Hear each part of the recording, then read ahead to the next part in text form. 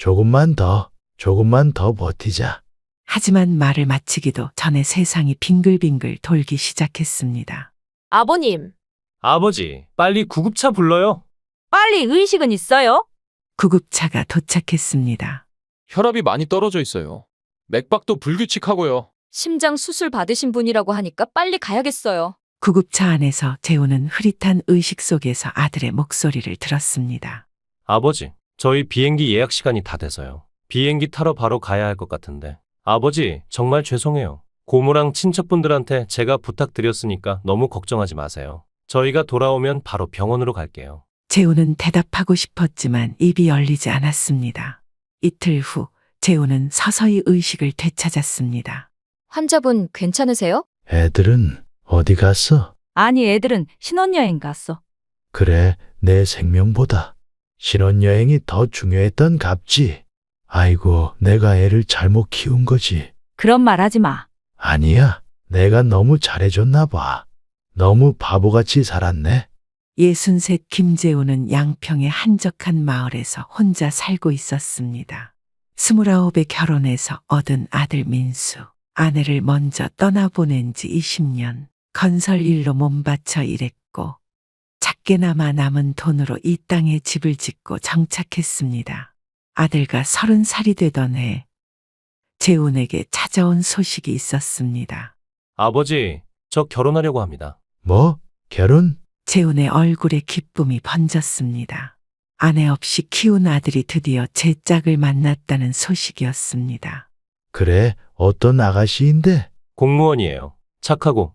아버지가 보시면 마음에 드실 것 같아요. 좋다. 좋아, 여자 직업으로 공무원 만한 게 없어.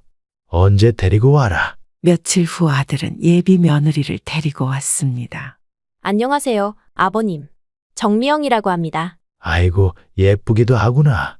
우리 아들이 복이 많네. 하지만 결혼 준비를 하면서 문제가 생겼습니다. 전세금이었습니다. 재우는 밤새 고민했습니다. 자신이 도와줄 수도 있었지만 그 돈은 노후 자금으로 남겨둔 돈이었죠. 아들에게 전화했습니다. 아들이야, 아버지가 도와주마. 걱정 마라. 아버지, 무슨 말씀이세요? 전세금 말이야. 내가 다 마련했어. 아버님, 울지 마라. 너희 서로 배려하고 잘 사는 게 그게 갚는 거다. 아들도 울먹였습니다. 아버지, 저희가 꼭 효도할게요. 정말로요. 그래, 그것만 있으면 돼. 그런데 아버지, 요즘 기침이 많으신 것 같은데. 예비 며느리도 걱정스럽게 말했습니다. 아, 그냥 감기인가 봐. 병원에 한번 가보세요. 요즘 건강검진도 받으실 때 아니에요? 귀찮아서 말이야. 아버지, 정말 가보셔야 해요. 아들도 거들었습니다. 제가 예약 잡아드릴게요. 꼭 가세요. 결국 재우는 종합병원에서 건강검진을 받았습니다. 일주일 후 병원에서 전화가 왔습니다. 김재훈 환자분이시죠? 검사 결과가 나왔는데 병원에 오셔서 상담받으셔야겠습니다. 뭐가 문제라도 있나요? 직접 오셔서 선생님께 들으시는 게 좋겠습니다. 병원에 간 재우는 의사로부터 청천벽력 같은 소식을 들었습니다. 심장 판막에 문제가 있습니다. 판막이 제대로 닫히지 않아서 혈액 역류가 심한 상태예요. 그게 뭔 소리입니까? 쉽게 말해서 심장문이 제대로 안 닫혀서 피가 거꾸로 새고 있다는 뜻입니다. 수술이 필요해요. 수술이요? 네, 미루면 위험합니다. 빨리 하는 게 좋겠어요. 집에 돌아온 재우는 한참을 멍하니 앉아 있었습니다. 아들에게 연락해야 하는데 선뜻 전화기가 잡히지 않았습니다. 몇 달 후에는 아들의 결혼식이기 때문이었죠. 저녁 늦게 아들과 안부 전화를 걸어왔습니다. 아버지, 검사 결과 어떻게 나왔어요? 어? 그냥 그렇다고 괜찮아. 걱정 마. 정말요? 다행이네요. 하지만 거짓말은 오래가지 못했습니다. 병원에서 수술 날짜를 잡자는 연락이 오면서 아들이 알게 됐습니다. 아버지, 왜 이런 중요한 걸 숨기셨어요? 괜히 너희들 걱정시키고 싶지 않아서. 걱정시키기 싫어서요. 아버지가 쓰러지시면 그때는 어쩌실 거예요? 아들의 목소리에 원망이 섞여 있었습니다. 미안하다. 아버지, 수술 날짜 언제예요? 다음 주 화요일. 알겠습니다. 제가 휴가 내고 병원에 모시고 갈게요. 그럼 너 결혼식은? 아버지 결혼식은 신경 쓰지 마시고 꼭 수술 받으세요. 아시겠죠? 수술 전날 밤, 재우는 잠을 이루지 못했습니다.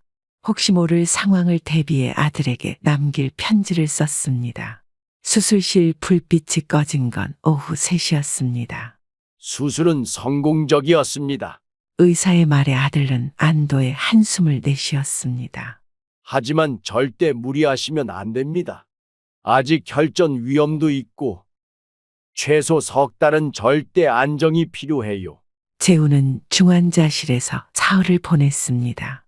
가슴에 난 긴 상처가 아물어가고 있었지만 조금만 움직여도 숨이 찼습니다. 아버지, 천천히 회복하세요. 안 돼. 날짜 다 잡아놨는데 어떻게 미뤄? 하지만 괜찮다. 금방 나을 거야. 하지만 회복은 생각보다 더뎠습니다. 계단 한층 오르는 것도 벅찼고 밤에는 가슴이 답답해서 잠을 제대로 잘 수 없었습니다. 2달이 지났을 때 재우는 의사에게 퇴원하고 싶다고 말했습니다. 아직 이르십니다. 심장이 완전히 안정되려면 한 달은 더 필요해요. 하지만 집에 있어야 할 일이 있습니다. 무슨 일이시길래? 아들 결혼식이요. 의사는 고개를 저었습니다. 위험합니다. 흥분하거나 무리하시면 혈압이 급상승할 수 있어요. 조심할게요. 하지만 재훈의 의지는 확고했습니다. 결국 의사는 마지못해 퇴원 동의서에 서명했습니다. 정말 조심하세요. 조금이라도 이상하면 바로 병원으로 오시고요.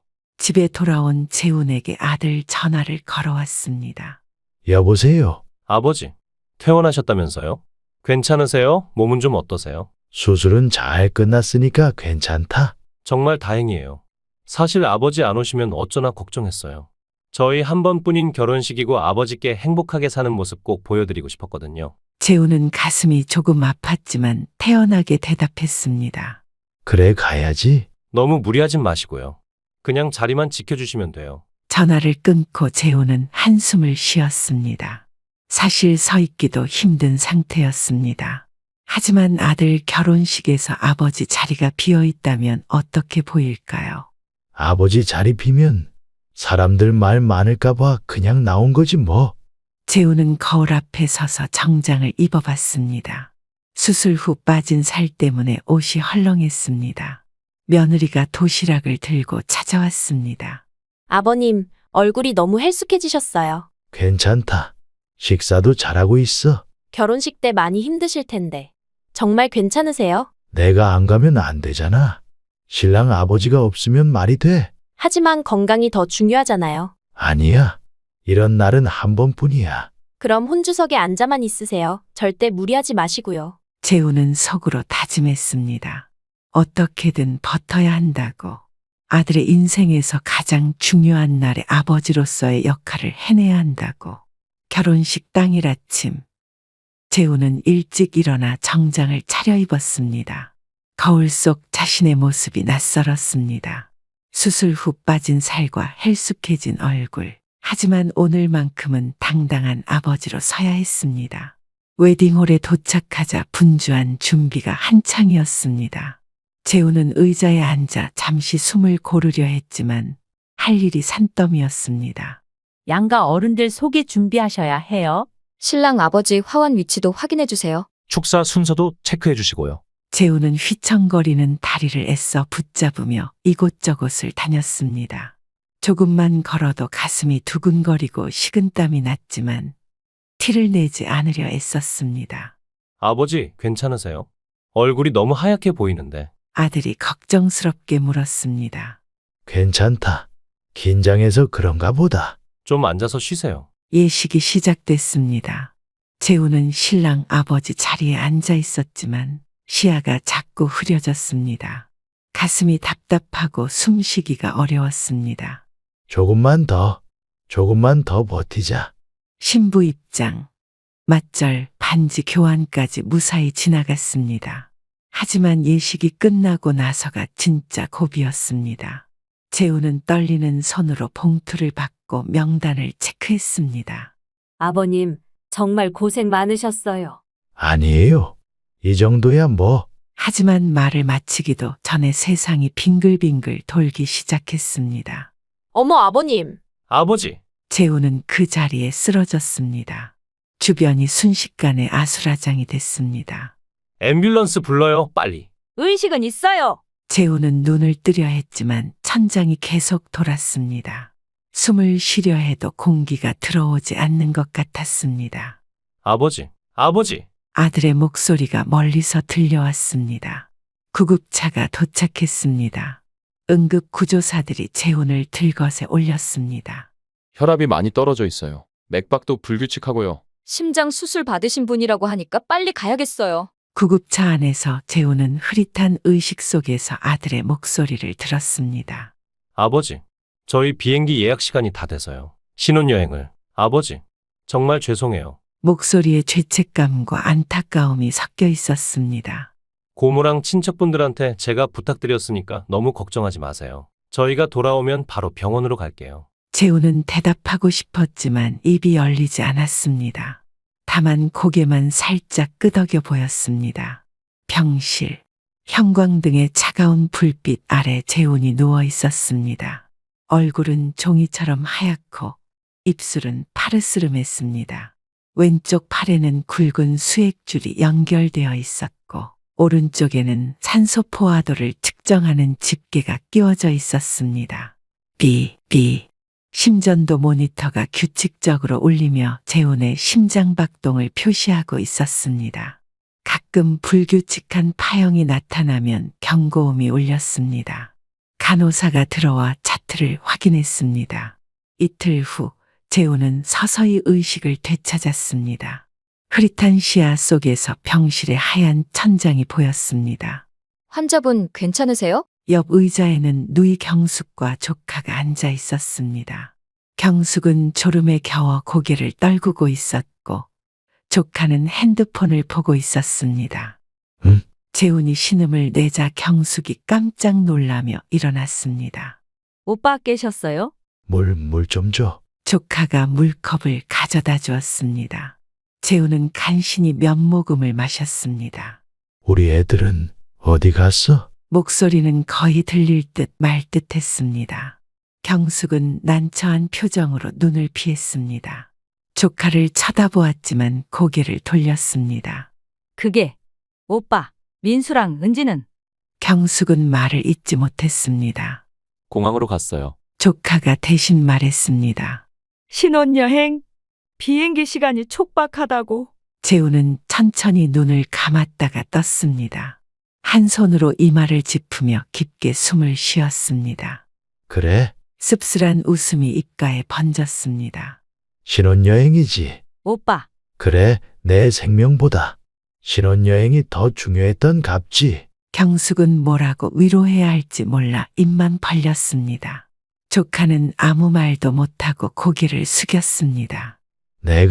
내가 잘못 키운 거지? 그런 말 하지 마세요. 아니야. 내가 너무 잘해줬나 봐. 너무 바보같이 살았네. 병실에 침묵이 흘렀습니다. 모니터에 삐 소리만이 규칙적으로 울렸습니다.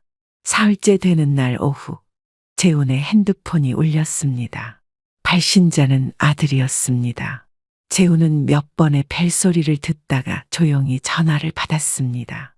그래, 너냐? 아버지, 저희 발리 도착했어요. 전화 너머로 들리는 아들의 목소리는 들뜬 기분이 역력했습니다. 괜찮으시죠? 병원은 잘 계셨죠? 재훈은 고개를 숙이며 낮게 말했습니다. 그날 내가 쓰러졌을 땐 너네 아, 그때요? 비행기 안에서 진짜 걱정 많이 했어요. 그래도 아버지 무사하실 줄 알았어요. 아들의 목소리에는 진심 어린 걱정보다는 가벼움이 느껴졌습니다. 근데 아버지, 여기 지금 진짜 시끄럽네요. 잠깐만요. 전화 너머로 파도 소리와 음악 그리고 웃음소리가 들려왔습니다. 아마 해변 리조트에 있는 것 같았습니다. 은지야, 여기 와서 아버지께 인사해. 아들아, 잠깐만. 내가 하고 싶은 말이. 아버지, 잘 안 들려요. 아들의 목소리가 점점 멀어졌습니다. 배경 소음이 더 커졌습니다. 무사하신 거 확인했으니까. 끊을게요. 아들아, 다녀와서 연락드릴게요. 아버지 사랑해요. 뚜 소리와 함께 전화가 끊어졌습니다. 핸드폰을 침대 옆 테이블에 내려놓았습니다. 화면에는 통화 종료라는 글자만이 차갑게 떠 있었습니다. 경숙이 문 밖에서 이 모든 것을 지켜보고 있었습니다. 오빠의 뒷모습이 더없이 쓸쓸해 보였습니다. 오빠, 괜찮아. 들어와. 민수 연락 왔나 봐. 응? 잘 도착했다고. 경수가, 나 말이야. 살아오면서 뭐 그렇게 큰 욕심 부린 적 없잖아. 경숙은 고개를 끄덕였습니다. 그렇지. 형수 없이 아들 혼자 키우느라 애 많이 썼지. 재우는 찻잔을 내려놓고 깊은 한숨을 쉬었습니다. 애 키우는 동안 딱 2번 기대한 적 있었어. 하나는 대학 붙었을 때, 또 하나는 이번 결혼. 경숙은 말없이 고개를 끄덕였습니다. 대학 갈 때도 그랬어. 합격 발표 나던 날 아들과 전화해서 아버지 덕분에 대학 간다고 하더라. 그때 정말 가슴이 뿌듯했지. 당연하지. 혼자 키워서 대학까지 보냈는데. 집 사줬을 땐 눈물까지 흘리더라. 재훈의 목소리에 그리움이 배어 있었습니다. 아버지 평생 효도하겠다면서 그 말 아직도 녹음이라도 해놓을 걸 그랬나 싶더라. 그땐 진심이었을 거야. 그래, 그땐. 재훈은 다시 찻잔을 들어 한 모금 마셨습니다. 근데 내가 응급실에 실려가던 날 그 애들의 진심을 확인했어. 이제야 알겠더라. 나란 인간은 그 애들한텐 필요할 때만 부르는 사람이었구나. 경숙은 뭐라고 위로해야 할지 모르겠어서 한참을 망설였습니다.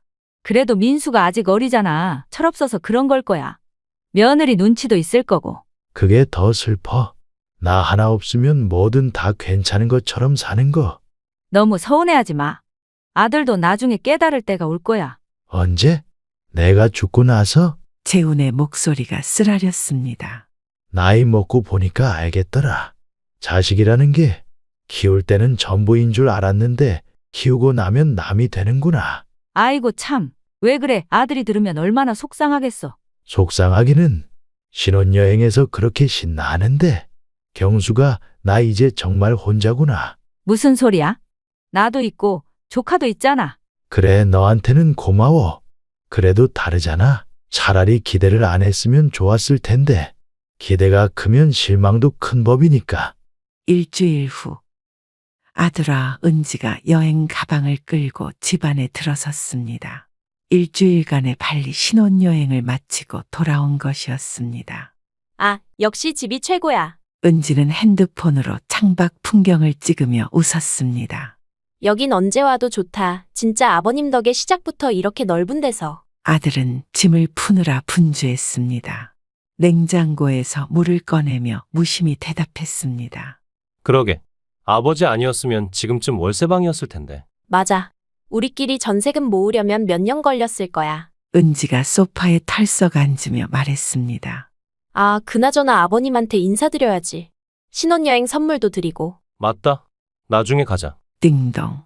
초인종이 울렸습니다. 누구지? 택배인가? 아들이 문을 열자 깔끔한 정장을 입은 중년 남성이 명함을 내밀었습니다. 안녕하세요. 행복 공인중개사입니다. 김재훈님께 위임받은 매각 관련 일정 때문에 방문드렸습니다. 아들아 은지가 순간 서로 눈을 마주봤습니다. 매각이요? 은지가 어리둥절하게 물었습니다. 네, 이 아파트 매각 말입니다. 내일 매수자분들이 실물 확인하러 오시거든요. 잠깐만요. 무슨 소리세요? 아들과 황급히 끼어들었습니다. 여기 우리 집인데요. 중개인은 서류를 꺼내 보였습니다. 서류 보시면 아시겠지만 이 집 등기상 명의자이신 김재훈님께서 이 집을 매각 의뢰하셨어요. 아니, 그럼 아버님이 지금 집을 내놨다는 거예요? 은지의 목소리가 높아졌습니다. 그렇습니다. 지난주에 직접 오셔서 매매 계약서에 서명하셨고요. 아니, 그런 게 어디 있어요. 아들과 목소리를 높였습니다. 하루아침에 어디 가라고? 이런 거 갑질 아니에요? 갑질이라뇨? 중개인이 당황했습니다. 집주인이 자기 집을 파는 게 갑질은 아니지 않습니까? 아니, 여기 우리 집이라니까요? 갑자기 찾아와서 웃기는 소리 좀 하지 마세요. 은지가 소리쳤습니다. 아들은 우편을 뜯어봤습니다. 법무사 사무소에서 보낸 정식 내용 증명이었습니다. 그럼 그럼 진짜로 나가야 하는 거예요? 은지의 얼굴이 하얗게 변했습니다. 중개인이 미안한 듯 말했습니다. 죄송합니다만 법적으로는 문제없는 절차거든요. 집주인 권리이기도 하고요. 아니, 왜 갑자기 이런 일이? 아들이 머리를 감쌌습니다. 혹시 집주인분과 연락해 보시면 어떨까요? 가족 간에 해결할 수 있는 문제일 수도 있고요. 가족이라. 아들은 쓴웃음을 지었습니다. 아버지가 병원에 입원했을 때 신혼여행을 떠났던 일이 떠올랐습니다. 중개인이 명함을 놓고 나갔습니다. 집안에는 아들아 은지만 남았습니다. 신혼여행에 들뜬 기분은 온데간데 없이 사라졌습니다. 여보, 어떻게 하지? 아버님이 우리가 여행 간 것 때문에 화나셨나 봐. 은지의 목소리가 떨렸습니다. 아버지한테 가봐야겠어. 아들아, 은지는 급히 차를 타고 양평으로 향했습니다. 평소 1시간 거리를 40분 만에 달려갔습니다. 아버지, 아들은 문을 박차고 들어섰습니다. 재우는 거실에서 차를 마시고 있었습니다. 아버지, 지금 중개인이 왔는데 이게 무슨? 아, 그 집 말이지? 재훈이 담담하게 대답했습니다. 매도 들어갔다. 내 명이니까. 아니, 갑자기 이게 무슨 말씀이세요? 저희 짐 다 들어와 있고 그 집 저희 준다면서요? 내용 증명 보냈잖아. 못 받았어? 재훈의 목소리는 차분했습니다. 그걸 언제 받았는지도 모르겠고. 아니, 왜 갑자기 이런 식으로? 결혼식 날 내가 응급실 실려간 거 기억나냐? 재훈이 아들을 똑바로 바라봤습니다. 아들은 잠시 말문이 막혔습니다. 설마 그것 때문에 치사하게 이러시는 거예요? 시사? 재훈의 목소리에 차가움이 스며들었습니다. 아니, 저희가 그때 신혼여행 안 갔으면 거기서 환불도 안 해주고 손해가 얼마인데요? 은지가 끼어들었습니다. 그리고 아버님 멀쩡하시잖아요, 지금. 멀쩡하다고? 재훈이 작게 웃었습니다. 시사한 건 내가 병원에 실려가던 날 비행기 시간 늦는다며 등을 돌린 너희들이지. 아들과 입을 열려 했지만 말이 나오지 않았습니다. 아버지, 한 달 안에 정리해. 부동산에서 연락할 거다. 재훈이 일어나며 말했습니다. 계약도 끝났고 새 매수자도 다 정해졌다. 아버지, 제발. 그건 너무하십니다. 아들의 목소리가 떨렸습니다. 내가 이 집 줄 때 뭘 했는지 기억해. 재훈이 아들을 바라봤습니다. 사람 먼저 되라고 했다. 사람은 안 되고 집만 받아 챙겼으니 이제 그 집도 없어도 되겠지. 그럼 저희 월세방에 가야 해요. 둘이서 거길 어떻게 살아요? 둘만 있어도 알콩달콩하다고 들었는데 아버지는 그게 지금 농담이세요? 결혼한 지 2달 된 신혼부부한테 집을 빼앗듯이 파신 거잖아요. 아버님, 그땐 상황이 급해서 정말 죄송해요. 좀 취소해 주시면 안 될까요? 그래? 곤란하겠지. 빨리 결혼식 끝나고 놀러 다녀야 되는데 내가 걸리적거리니까. 아버지, 솔직히 말해요. 결국 복수하고 싶으셨던 거잖아요. 우리가 아버지 마음에 안 들게 행동했다고. 그래, 복수 맞다. 내가 그렇게 허망하게 쓰러져도 니들은 신혼여행이 우선이었으니까.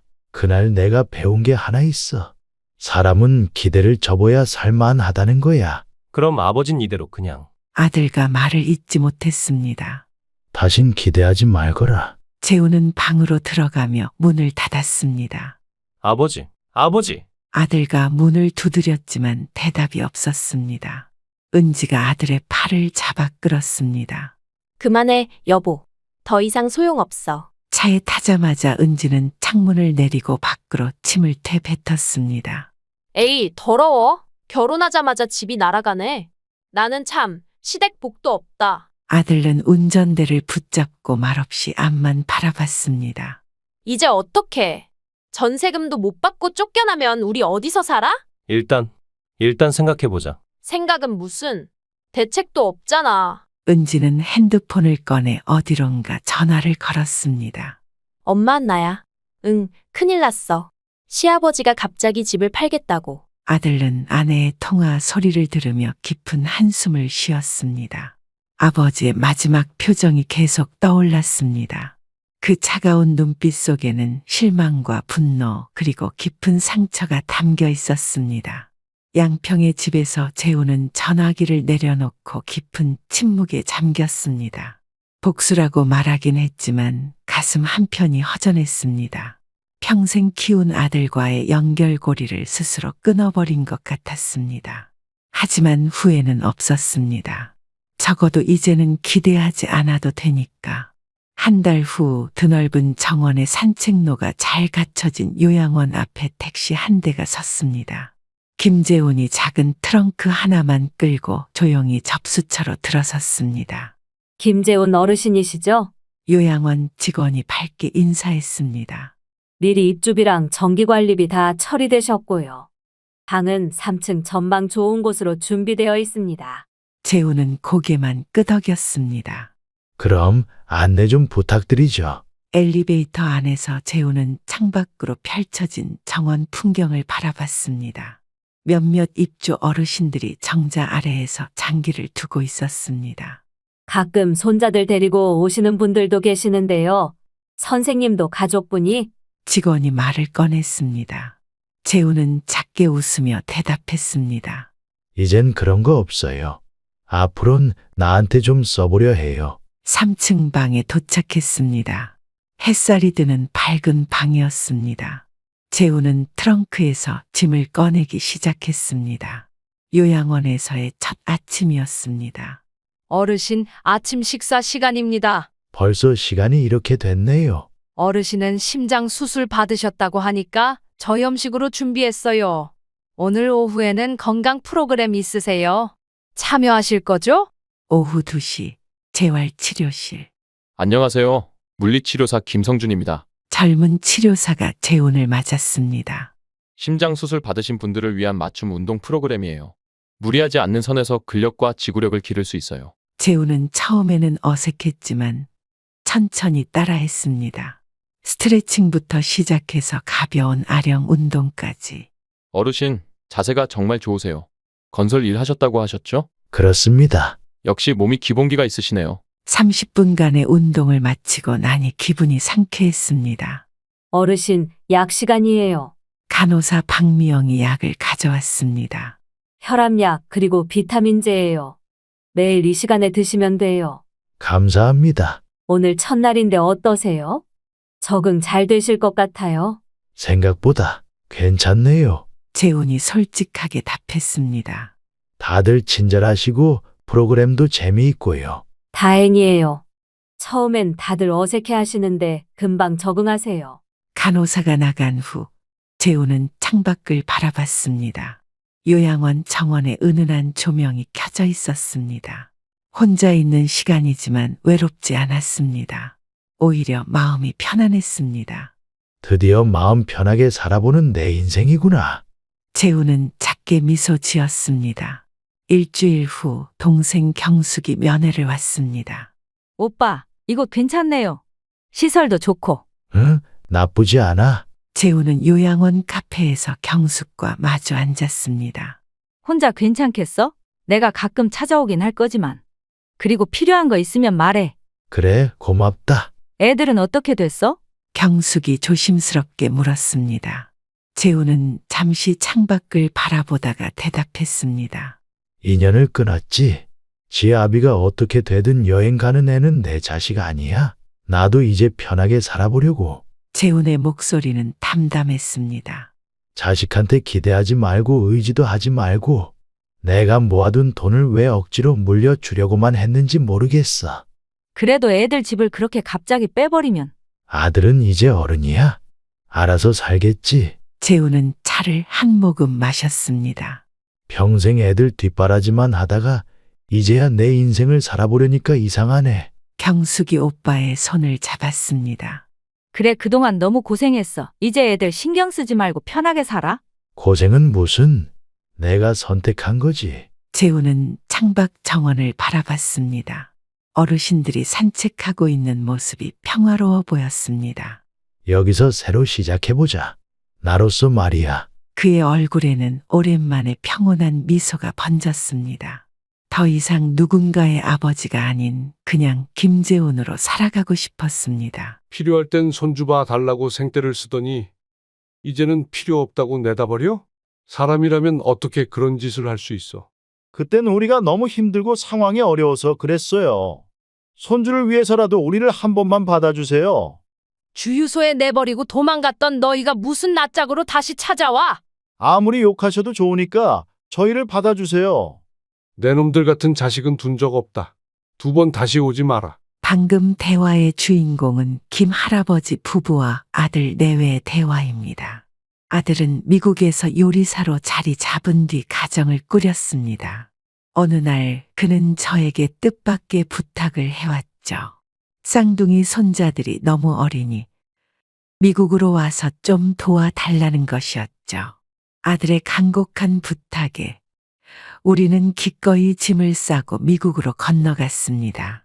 하지만 손자가 점점 자라나고 노부부의 손길이 필요 없어지자 상황은 달라졌습니다.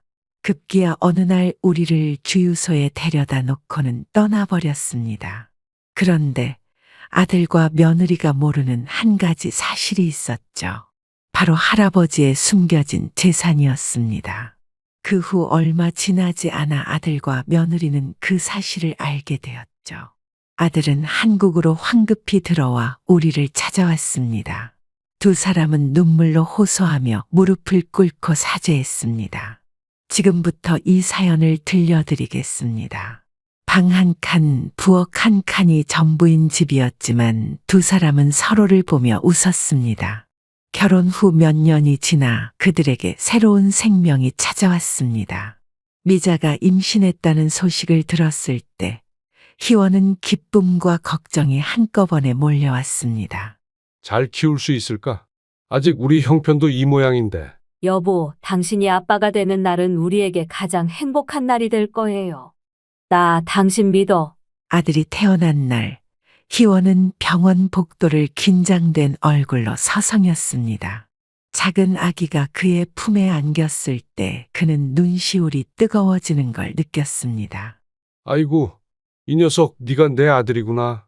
이제부터 내가 널 위해 뭐든 할게. 부부는 작은 공장의 일터에서 아침부터 저녁까지 고된 하루를 보내며 아들을 위한 꿈을 차곡차곡 쌓아갔습니다. 김 씨는 무거운 자재를 나르며 손이 굳어지고 그의 아내는 기계 앞에서 하루 종일 서 있느라 다리가 퉁퉁 부었습니다. 아들의 웃음소리는 두 사람의 고단함을 위로해 주었습니다. 아들이 요리에 관심을 가지며 주방에서 요리책을 펴놓고 연습하곤 했습니다. 아빠, 엄마, 오늘은 제가 요리할게요. 아들은 부엌에서 분주히 움직이며 간단한 찌개와 반찬을 만들었고 식탁 앞에 앉은 희원과 미자는 그의 음식을 맛보며 박수를 보냈습니다. 우리 아들 요리에 재능이 있네. 진짜 훌륭하다. 시간이 흘러 아들은 한식 조리사로서의 경력을 쌓아갔습니다. 아버지, 어머니, 저 더 큰 무대에서 일하고 싶어요. 희원은 숟가락을 내려놓고 아들의 눈을 바라보았습니다. 더 큰 무대라니 무슨 뜻이냐? 미국에 있는 한식당에서 일할 기회를 얻었어요. 그곳에서 더 많은 걸 배우고 싶습니다. 미국, 너무 멀리 가는 거 아니니? 거기서 일하면 더 많은 것을 배울 수 있고 월급도 많이 준대요. 그래, 네 뜻이 그렇다면 가거라. 아버지는 항상 내 뒤에 있을 테니까. 아들은 부모님의 응원 속에서 미국으로 떠날 준비를 시작했습니다. 저녁 식탁에 둘러앉아 아들은 설레는 표정으로 떠날 준비에 대해 이야기했습니다. 저 출국 날짜가 정해졌어요.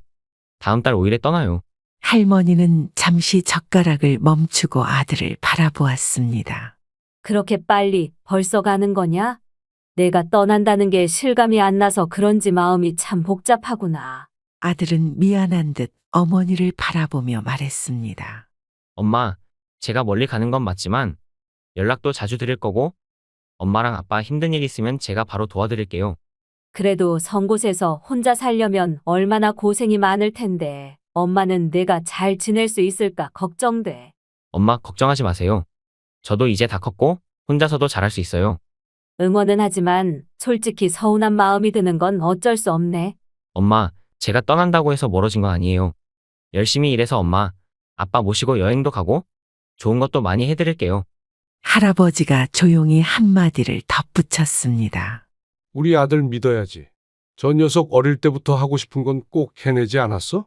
이번에도 분명 잘 해낼 거다. 알았다. 네가 진심으로 원하는 길이라면 엄마가 응원할게. 대신 하나만 약속해라. 자주 연락하고 건강하게 지내는 거야. 약속할게요, 엄마. 매일은 아니더라도 자주 연락드릴게요. 건강 잘 챙기세요. 그날 밤 미자는 아들이 떠난 후에 집안을 상상하며 혼자 눈물을 훔쳤습니다. 이제 정말 다 컸구나. 그렇지만 왜 이렇게 서운하고 외로울까? 아들은 미국으로 떠났습니다. 처음엔 부모님께 전화를 자주 걸어왔습니다. 음식도 사람들도 다 익숙하지 않은데 그래도 잘 버티고 있어요. 아들의 목소리는 밝았지만 어딘가 낯선 땅에서 느껴지는 고단함이 묻어 있었습니다. 할아버지가 걱정스러운 목소리로 물었습니다. 그래, 밥은 챙겨 먹냐? 너 혼자 살면 대충 때우는 게 아닐까 걱정이다. 아들은 웃으며 대답했습니다. 아버지, 제가 요리사잖아요. 한식당에서 일하면서 이것저것 해먹고 있어요. 걱정 마세요. 미자 할머니는 전화를 끊기 전 항상 당부했습니다. 무슨 일이 있든 건강이 제일이다. 연락 자주 하고. 알겠어요, 어머니. 몇 년 뒤 아들은 텍사스에서 시민권을 취득했다는 소식을 전했습니다. 저 이제 미국 시민권자예요. 열심히 일해서 여기서 인정받았어요. 아들의 목소리는 자랑스러웠지만 부모님은 그 소식을 듣고 복잡한 감정이 들었습니다. 그래, 이제 너도 자리 잡았구나. 엄마 아빠는 내가 잘 지내는 것만으로도 충분하다. 그렇게 말했지만 할머니의 목소리는 약간 떨렸습니다. 이제 아들은 한국이 아니라 완전히 다른 나라 사람이 되어버린 듯한 느낌 때문이었습니다. 직장에서 좋은 분을 만났어요. 한국 여잔데 성실하고 착해요. 이제 시민권자도 받았으니 이곳에 정착해서 결혼하고 살려고요. 아들은 한식당에서 일하며 만난 한국인 동료와 결혼하여 가정을 이루었습니다. 그리고 곧이어 아들 부부는 쌍둥이를 낳게 되었죠. 멀리 떨어진 땅에서 태어난 손주를 보지 못하는 현실이 갑자기 크게 다가왔습니다. 그래, 우리 손주가 태어났구나. 건강하다고 하니 다행이다. 사진 꼭 보내라. 사진을 받아든 미자 할머니는 잠시 사진 속 웃는 손주의 얼굴을 바라보다가 눈물을 흘렸습니다. 여보, 우리 손주 얼굴 좀 봐. 참 예쁘지 않나? 예쁘다. 많이 예쁘네. 하지만 그 말을 뱉고 나서도 그의 얼굴에는 무언가 씁쓸함이 떠올랐습니다. 두 사람은 웃고 있는 손주의 사진을 오래도록 쳐다봤습니다. 그리움이 담긴 깊은 한숨과 함께 두 사람의 마음에는 말 못할 허전함이 스며들었습니다. 저 녀석들 얼굴 좀 봐요. 얼마나 예쁘게 웃고 있는지. 직접 보면 얼마나 좋을까요? 그러게. 요놈들 다 커버리기 전에 한번 안아봐야 할 텐데. 부부는 아들에게 꾸준히 부탁했습니다. 우리 손주들 좀 데리고 한국에 오면 안 되겠니? 지금 애들도 어려서 외식은커녕 비행기를 못 타요. 우리도 바빠서 당장은 어려워요. 상황 좀 나아지면 꼭 갈게요. 매번 기대했던 전화는 결국 똑같은 변명으로 끝났습니다. 그렇게 4년이 흘렀습니다. 손주들이 태어난 지 4년이 지나도록 할머니와 할아버지는 아이들을 직접 보지 못했습니다. 그들은 손주들의 얼굴을 사진으로만 접하며 점점 커가는 모습을 지켜볼 수밖에 없었습니다. 어느 날 손주들의 사진을 보던 미자 할머니는 긴 한숨을 내쉬며 혼잣말처럼 말했습니다. 저렇게 컸네. 웃는 얼굴도 그대로네. 하지만 진짜로 보면 얼마나 다를까? 냄새도 맡아보고 손도 잡아보고 싶다. 희원 할아버지는 그런 아내를 보며 말없이 앉아 있었습니다. 그날 밤 할아버지는 다시 전화를 걸었습니다. 아들아, 이번 추석 때는 내가 한번 가마. 사진으로 보는 것도 이제는 끝내야지 않겠니? 아버지, 아이의 손주들 좀 봐주시러 저희 집으로 오시면 어떨까요? 그래, 잘 됐구나. 우리가 미국으로 한번 가마. 아니, 그게 아니고 이참에 여기서 사시는 건 어떠세요? 영주권도 준비해 드릴게요. 여기 오시면 손주들과 함께 지낼 수 있을 거예요. 미국이 낯설긴 해도 금방 적응하실 겁니다. 그게 무슨 소리야? 우린 그냥 몇 일만 있다 오면 된다. 너희 혹시 무슨 큰일이 있는 거냐? 아들은 잠시 뜸을 들이더니 솔직히 털어놨습니다. 솔직히요. 쌍둥이 돌보는 게 너무 힘들어요. 맞벌이를 해야 되는데 애들을 돌봐줄 사람이 없어서요. 사람을 쓰자니 비용이 너무 많이 들어요. 어머니, 아버지 두 분 다 지금 특별히 하시는 일도 없으시니까 와서 좀 도와주시면 안 될까요? 그 말에 희원 할아버지는 잠시 아무 말도 하지 못했습니다. 그러니까 우리가 손주들을 돌봐주러 미국으로 오란 말이냐? 아들은 서둘러 말을 이었습니다. 애들이 지금 할머니, 할아버지를 정말 많이 보고 싶어 해요. 한국에서도 계속 손주 보고 싶다고 하셨잖아요. 이참에 같이 지내시면 얼마나 좋겠어요. 가족끼리요. 손주들이 보고 싶기는 하지. 하지만 미국 생활이 쉽겠냐? 우리는 영어도 못하고. 어머니, 아버지, 여긴 한인들이 많아서 언어 걱정은 안 하셔도 돼요. 저희가 다 도와드릴 테니까 걱정 마세요. 두 사람은 아들의 제안에 복잡한 감정이 들었습니다. 한참의 고민 끝에 결국 부부는 손주들과 함께할 날들을 떠올리며 미국행을 결심했습니다. 두 사람은 고향을 떠난다는 생각에 며칠 동안 밤잠을 이루지 못했습니다. 한국에 있는 짐을 정리하며 아버지에게 물려받은 넓은 논밭이 떠올랐습니다. 그 땅은 단순히 땅이 아니라 그의 인생과 부모님에 대한 추억의 장소였습니다. 이 쓸모없는 땅을 누가 사겠냐? 짐을 꾸리는 와중에 아들로부터 전화를 받았습니다. 아버지, 그 땅 그냥 가지고 계시지 말고 파세요. 그 돈 송금해 주시면 저희도 좀 여유가 생기잖아요. 그 땅이 뭔가를 바꿀 수 있는 게 아니야. 그리고 팔아도 돈 안 돼. 짐을 정리하며 고향에서의 삶을 마무리하려는 와중에도 아들의 전화는 끊이질 않았습니다. 또 그 땅 얘기야? 이번엔 뭐래? 그냥 팔아서 돈 보내달라네. 미국 생활이 힘들다면서? 그렇게까지 말하는 거 보면 아들이 정말 돈이 힘들긴 한가 보다. 힘든 건 알겠는데 그 땅은 그냥 둘 거야. 우리 평생 그거 손 안 대고도 살아왔어. 내 재산 싹 다 정리하면 마음이 영 불안해. 우리나라에 내 거 하나라도 남겨놔야지. 할머니가 옆에서 조용히 손을 잡으며 위로했습니다.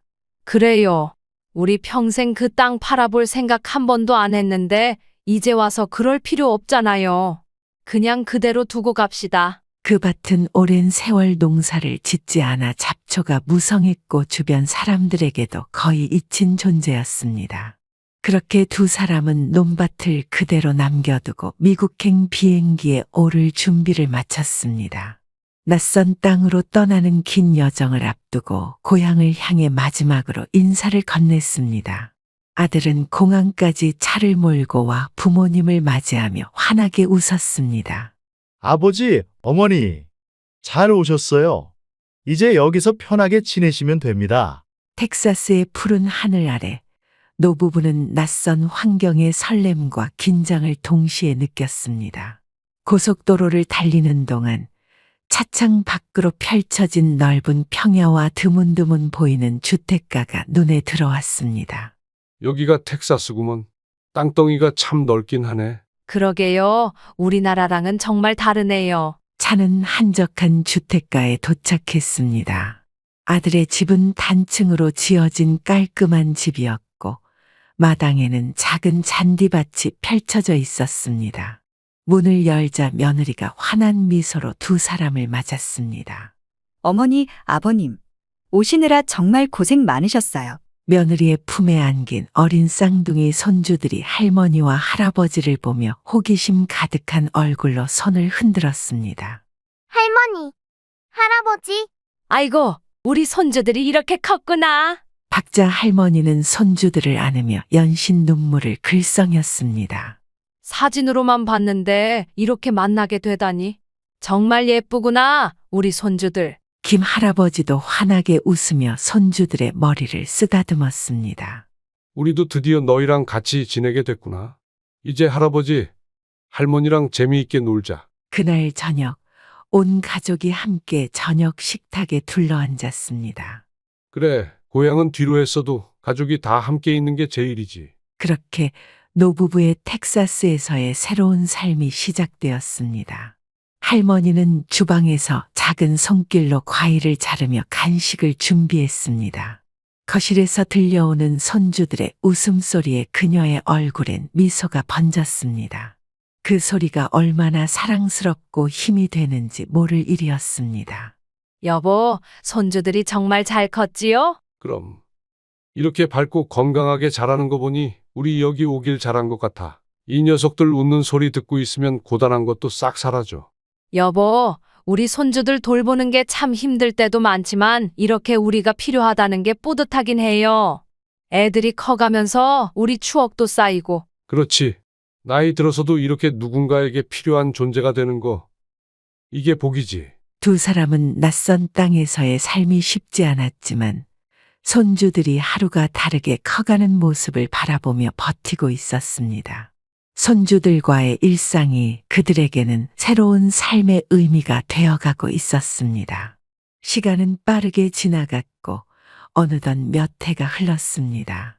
어린아이 같았던 손주들은 어느새 훌쩍 자라 있었습니다. 그들의 웃음소리가 온 집안을 가득 채우던 시간은 이제 추억이 되어가고 있었습니다. 손주들은 학교와 친구들 그리고 각종 방과 후 활동으로 하루가 바빴습니다. 예전처럼 할머니, 할아버지 곁에서 졸졸 따라다니던 모습은 찾아볼 수 없었고 이제는 학교가 끝나도 집으로 곧장 오지 않는 날이 많아졌습니다. 거실에는 오히려 적막함이 감돌았습니다. 할머니는 식탁에 앉아 저녁 준비를 하다가 고개를 들어 조용한 집안을 바라보았습니다. 여보, 손주들 요즘 바쁘긴 한가 봐요. 집에 있는 시간이 점점 줄어드는 것 같아요. 그러게 예전엔 애들이 하루 종일 우리 곁에 있었는데 말이야. 이제는 다들 자기 일이 바쁘겠지. 할머니는 조용히 한숨을 내쉬며 반찬을 만들기 위해 냉장고 문을 열었습니다. 그런데 여보, 손주들이 자라는 건 좋은데 우리가 여기서 무슨 의미가 있는 건지 모르겠어요. 아마 그럴지도 모르지. 하지만 애들이 잘 자라고 있다는 게 우리 역할을 다한 거라고 생각해야지. 하지만 그의 목소리에는 어딘가 씁쓸함이 묻어 있었습니다. 노부부는 점점 집안에 홀로 남는 시간이 많아졌습니다. 손주들이 학교에서 늦게 돌아오거나 친구들과 시간을 보내는 동안 두 사람은 그저 서로를 의지하며 조용히 시간을 보냈습니다. 어느 날 할머니는 손주들이 방에서 뭐 하고 있는지 궁금해서 살짝 문을 열었습니다. 큰 손주는 침대에 엎드려 휴대폰을 만지작거리고 있었고 작은 손주는 책상에 앉아 이어폰을 꽂은 채 태블릿 화면을 바라보고 있었습니다. 얘들아, 저녁 준비 다 됐다. 얼른 내려와서 밥 먹자. 할머니의 목소리가 방 안에 울렸지만 큰 손주는 대충 대답하고는 눈길을 떼지 않았고 작은 손주는 고개만 끄덕였습니다. 문을 닫고 나오는 박미자 할머니는 허탈한 표정으로 중얼거렸습니다. 아이고, 어릴 땐 그렇게 할머니, 할아버지 따라다니더니 이젠 우리랑 얘기하기도 귀찮아 하는구나. 손주들은 음식을 먹으면서도 휴대폰 화면을 내려다보고 있었고 부부는 각자 일 얘기만 잠깐 나누더니 곧 휴대폰으로 눈길을 돌렸습니다.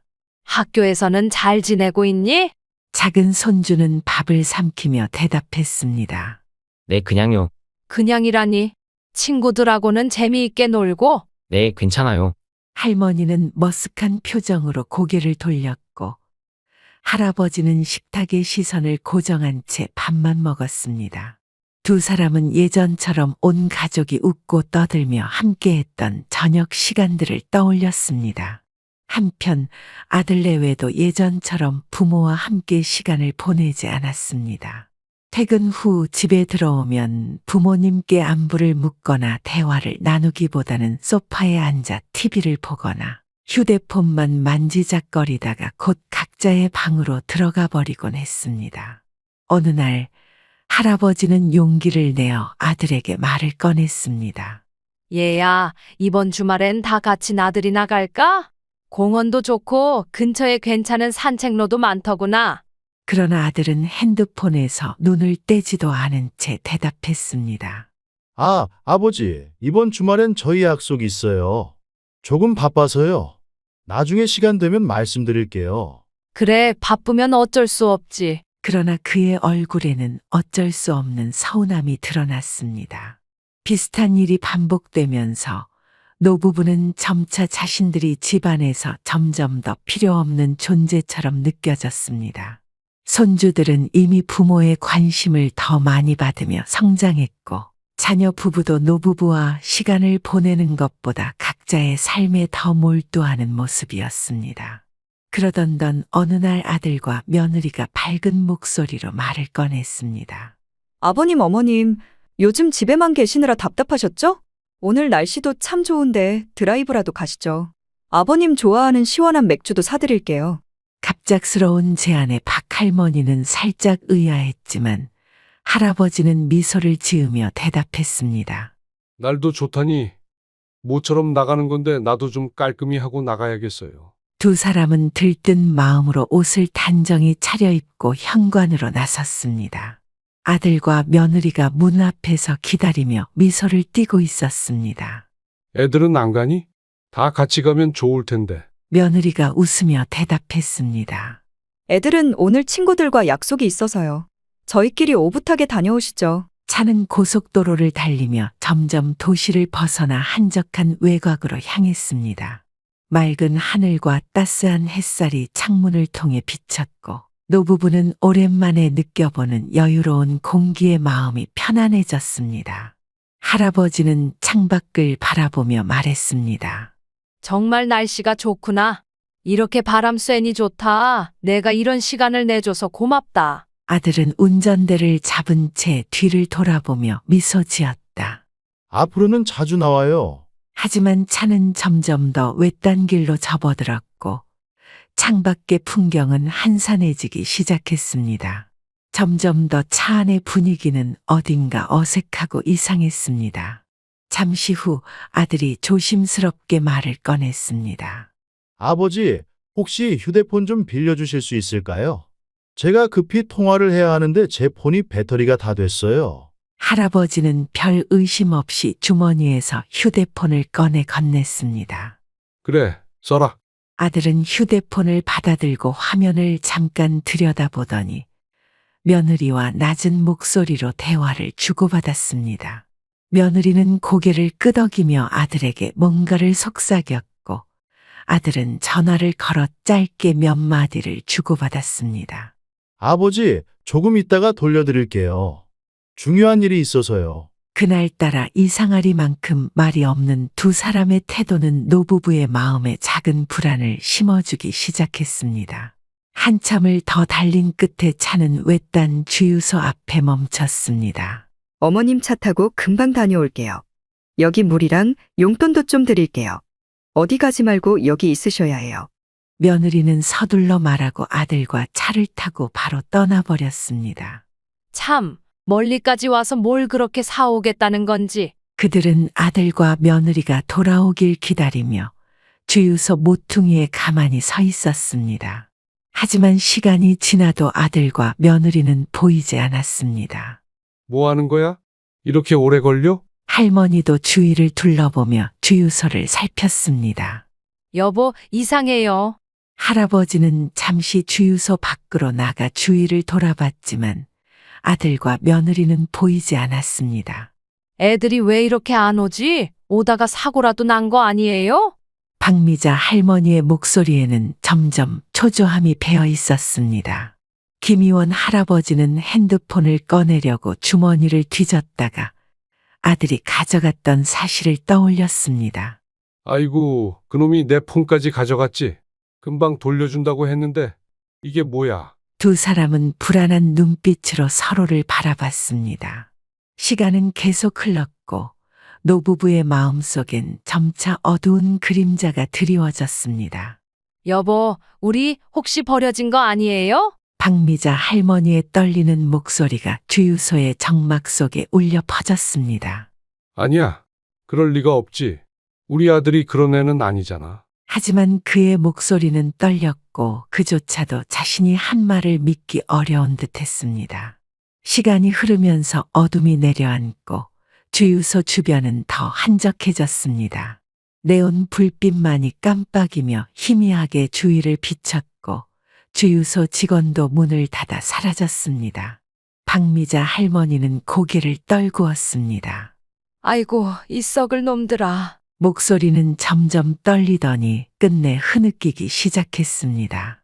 필요할 땐 손주들 좀 봐달라며. 그렇게 사정할 땐 언제고 이제 손주들 다 컸다고 우리를 이렇게 버리고 가냐고. 아이고, 이 나쁜 놈들아. 할머니는 손으로 얼굴을 가린 채 울음을 터뜨렸습니다.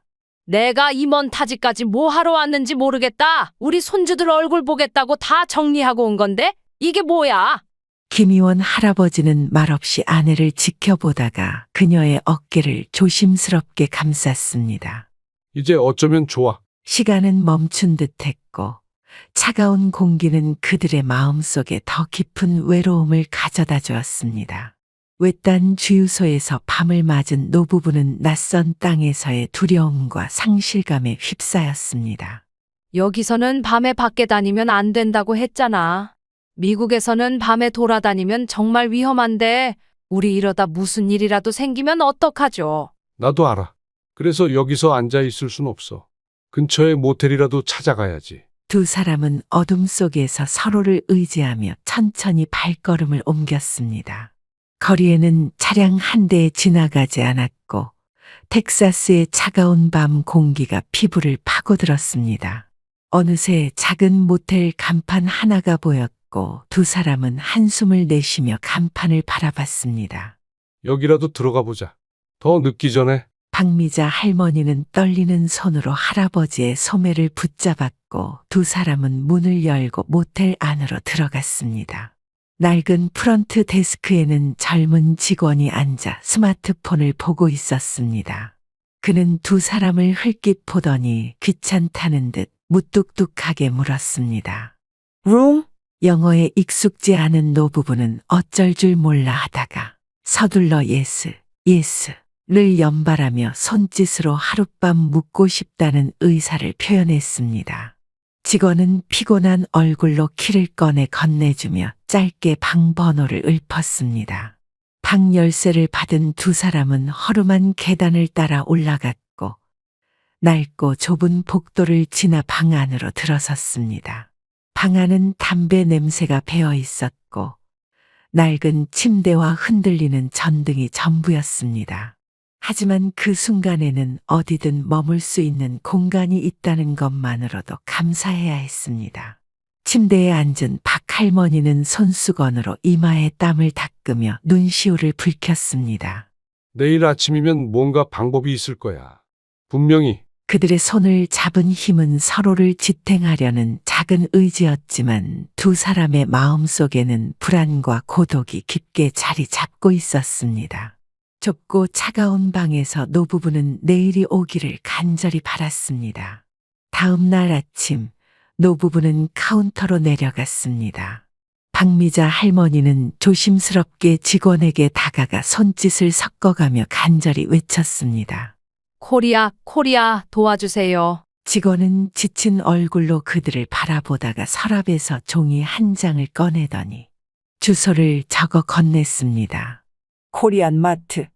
종이에 적힌 주소를 들고 직원이 가리킨 방향을 보니 뜨거운 태양 아래 먼 길이 이어져 있었습니다. 두 사람은 눈을 맞추며 작은 한숨을 내쉬었지만 다시 힘을 내어 발걸음을 옮겼습니다. 땀이 뻘뻘 흐르는 무더운 날씨 속에서 두 사람은 서로를 부축하며 길을 걸었습니다. 여보, 다리 괜찮아요? 좀 쉬었다가요. 괜찮아. 계속 밖에서 돌아다닐 수 있나? 얼른 가야지. 2시간을 내리 걸었을까.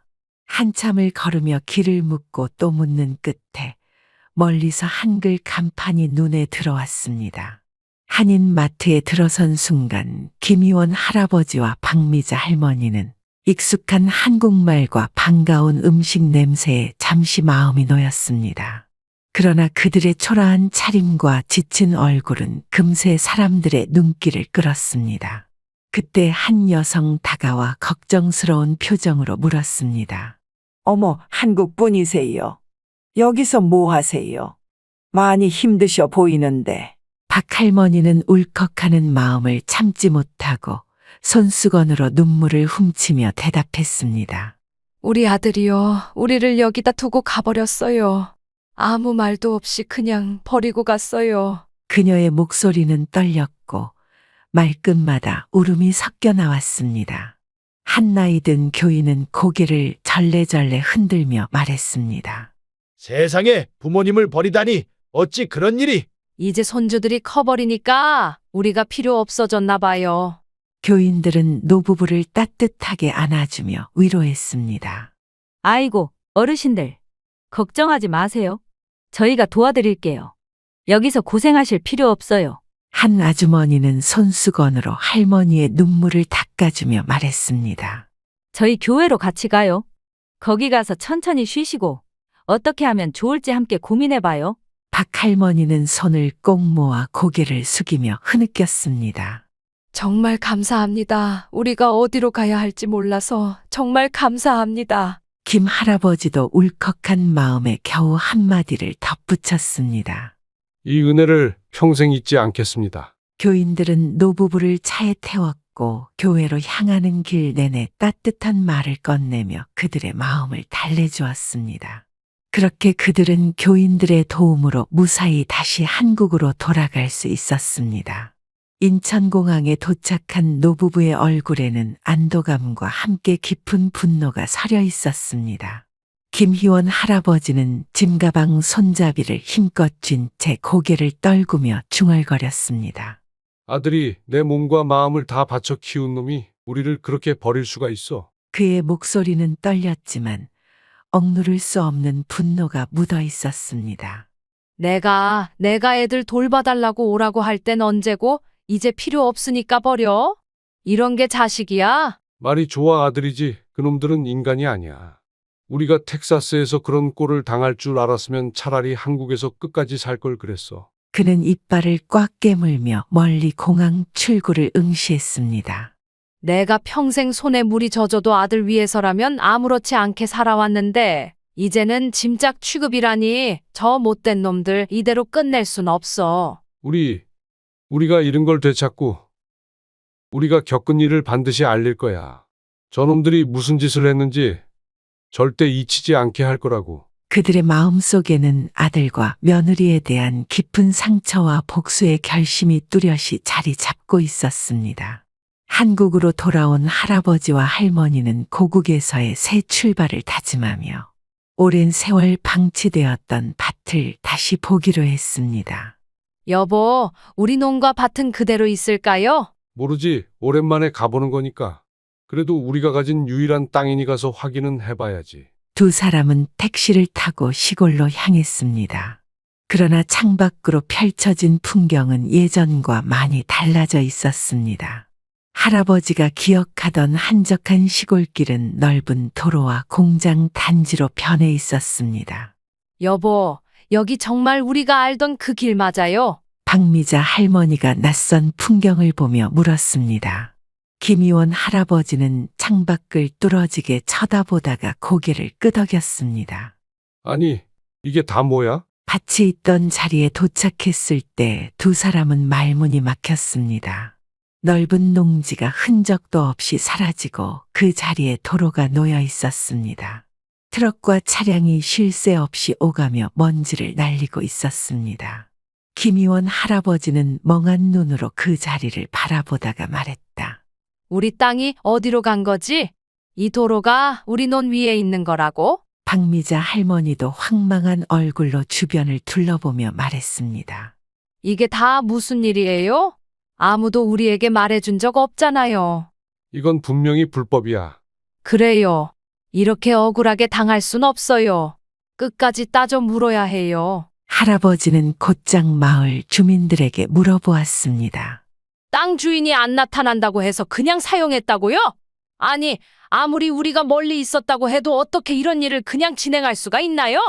연락 한 번 없었다니 이게 말이 돼요? 주민 중 한 사람이 조심스레 덧붙였습니다. 저도 자세히는 모르지만 보상금을 받을 사람을 찾지 못했다고 했던 것 같아요. 아마도 외국에 계셨으니 소식을 못 들으신 거겠죠? 고맙습니다. 더 물어볼 필요도 없겠네요. 이제 지자체를 찾아가야겠어요. 이건 절대 넘어갈 수 없어요. 우리가 모르고 있었다고 해서 이렇게 당하고 있을 순 없어요. 우리가 지킬 건 지켜야죠. 할아버지는 주먹을 꽉 쥐고 아내와 함께 택시를 잡아타며 지자체로 향했습니다. 누구라도 책임을 져야 해. 이건 공익사업이 아니라 그냥 도둑질이야. 변호사 사무실에 찾아간 노부부는 사정을 털어놓았습니다. 변호사는 진지한 표정으로 서류를 살펴본 뒤 말했습니다. 어르신 말씀대로 지자체가 무단으로 땅을 사용한 게 맞는 것 같습니다. 다만 오랜 시간이 흘렀기 때문에 소송 과정이 복잡하고 길어질 수 있어요. 그래도 싸울 가치가 있습니다. 사용료와 손해배상을 요구할 수 있으니까요. 길든 짧든 상관없습니다. 우린 이 땅을 되찾아야 합니다. 할아버지와 할머니는 변호사의 사무실에서 시작된 이 싸움이 이렇게 길고 험난할 줄은 몰랐습니다.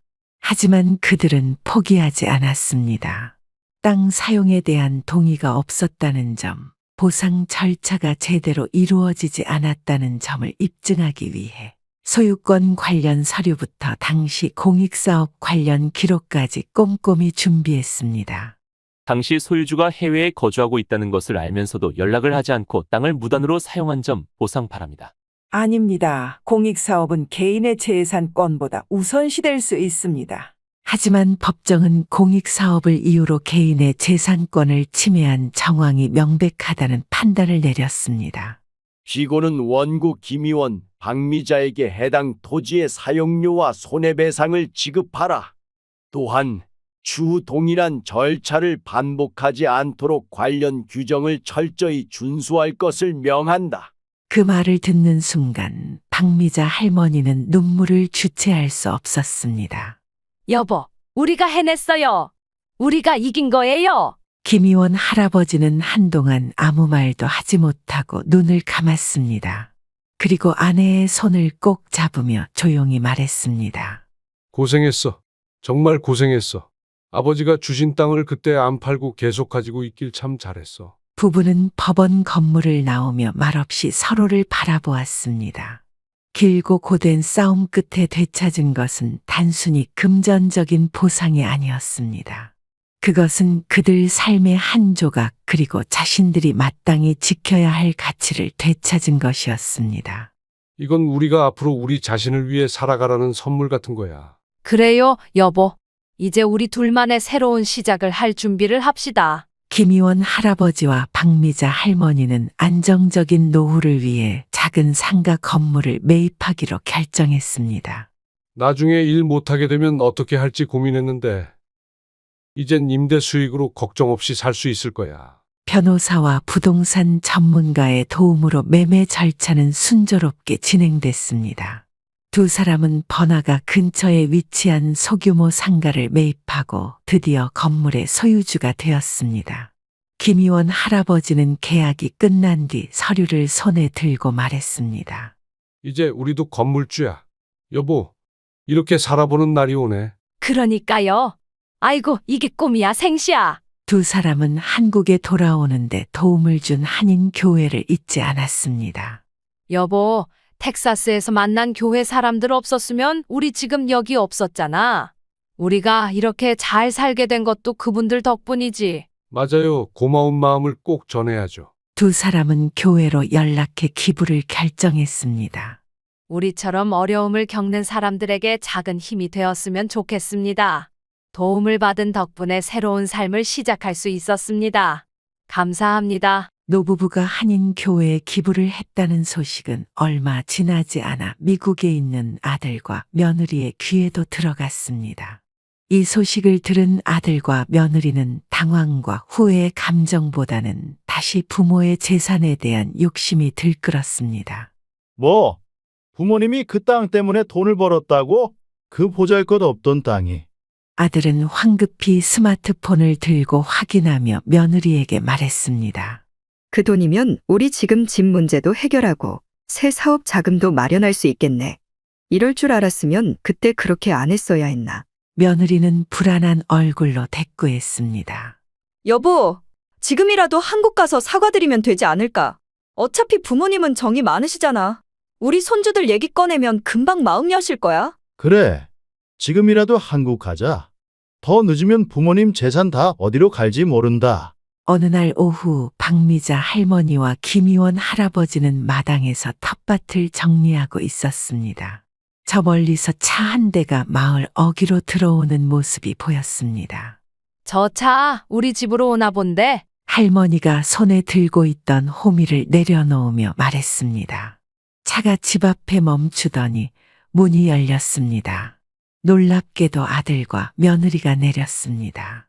아들의 손에는 커다란 꽃다발이 들려 있었고 며느리는 상자에 담긴 케이크를 들고 있었습니다. 김 할아버지는 갑작스러운 방문에 당황한 얼굴로 말했다. 아니, 너희가 무슨 염치로 여기까지 와? 어머님, 아버님, 저희가 진심으로 사과드리러 왔습니다. 며느리는 케이크 상자를 내려놓으며 말했습니다. 맞아요. 저희가 철없이 행동했어요. 두 분께 너무 큰 상처를 드린 거 정말 후회하고 있습니다. 지금 와서 이딴 걸 들고 온다고 다 용서될 것 같으냐? 아들과 며느리의 변명. 아들은 눈물을 보이며 부모님 앞에 무릎을 꿇었습니다. 아버님, 정말 잘못했어요.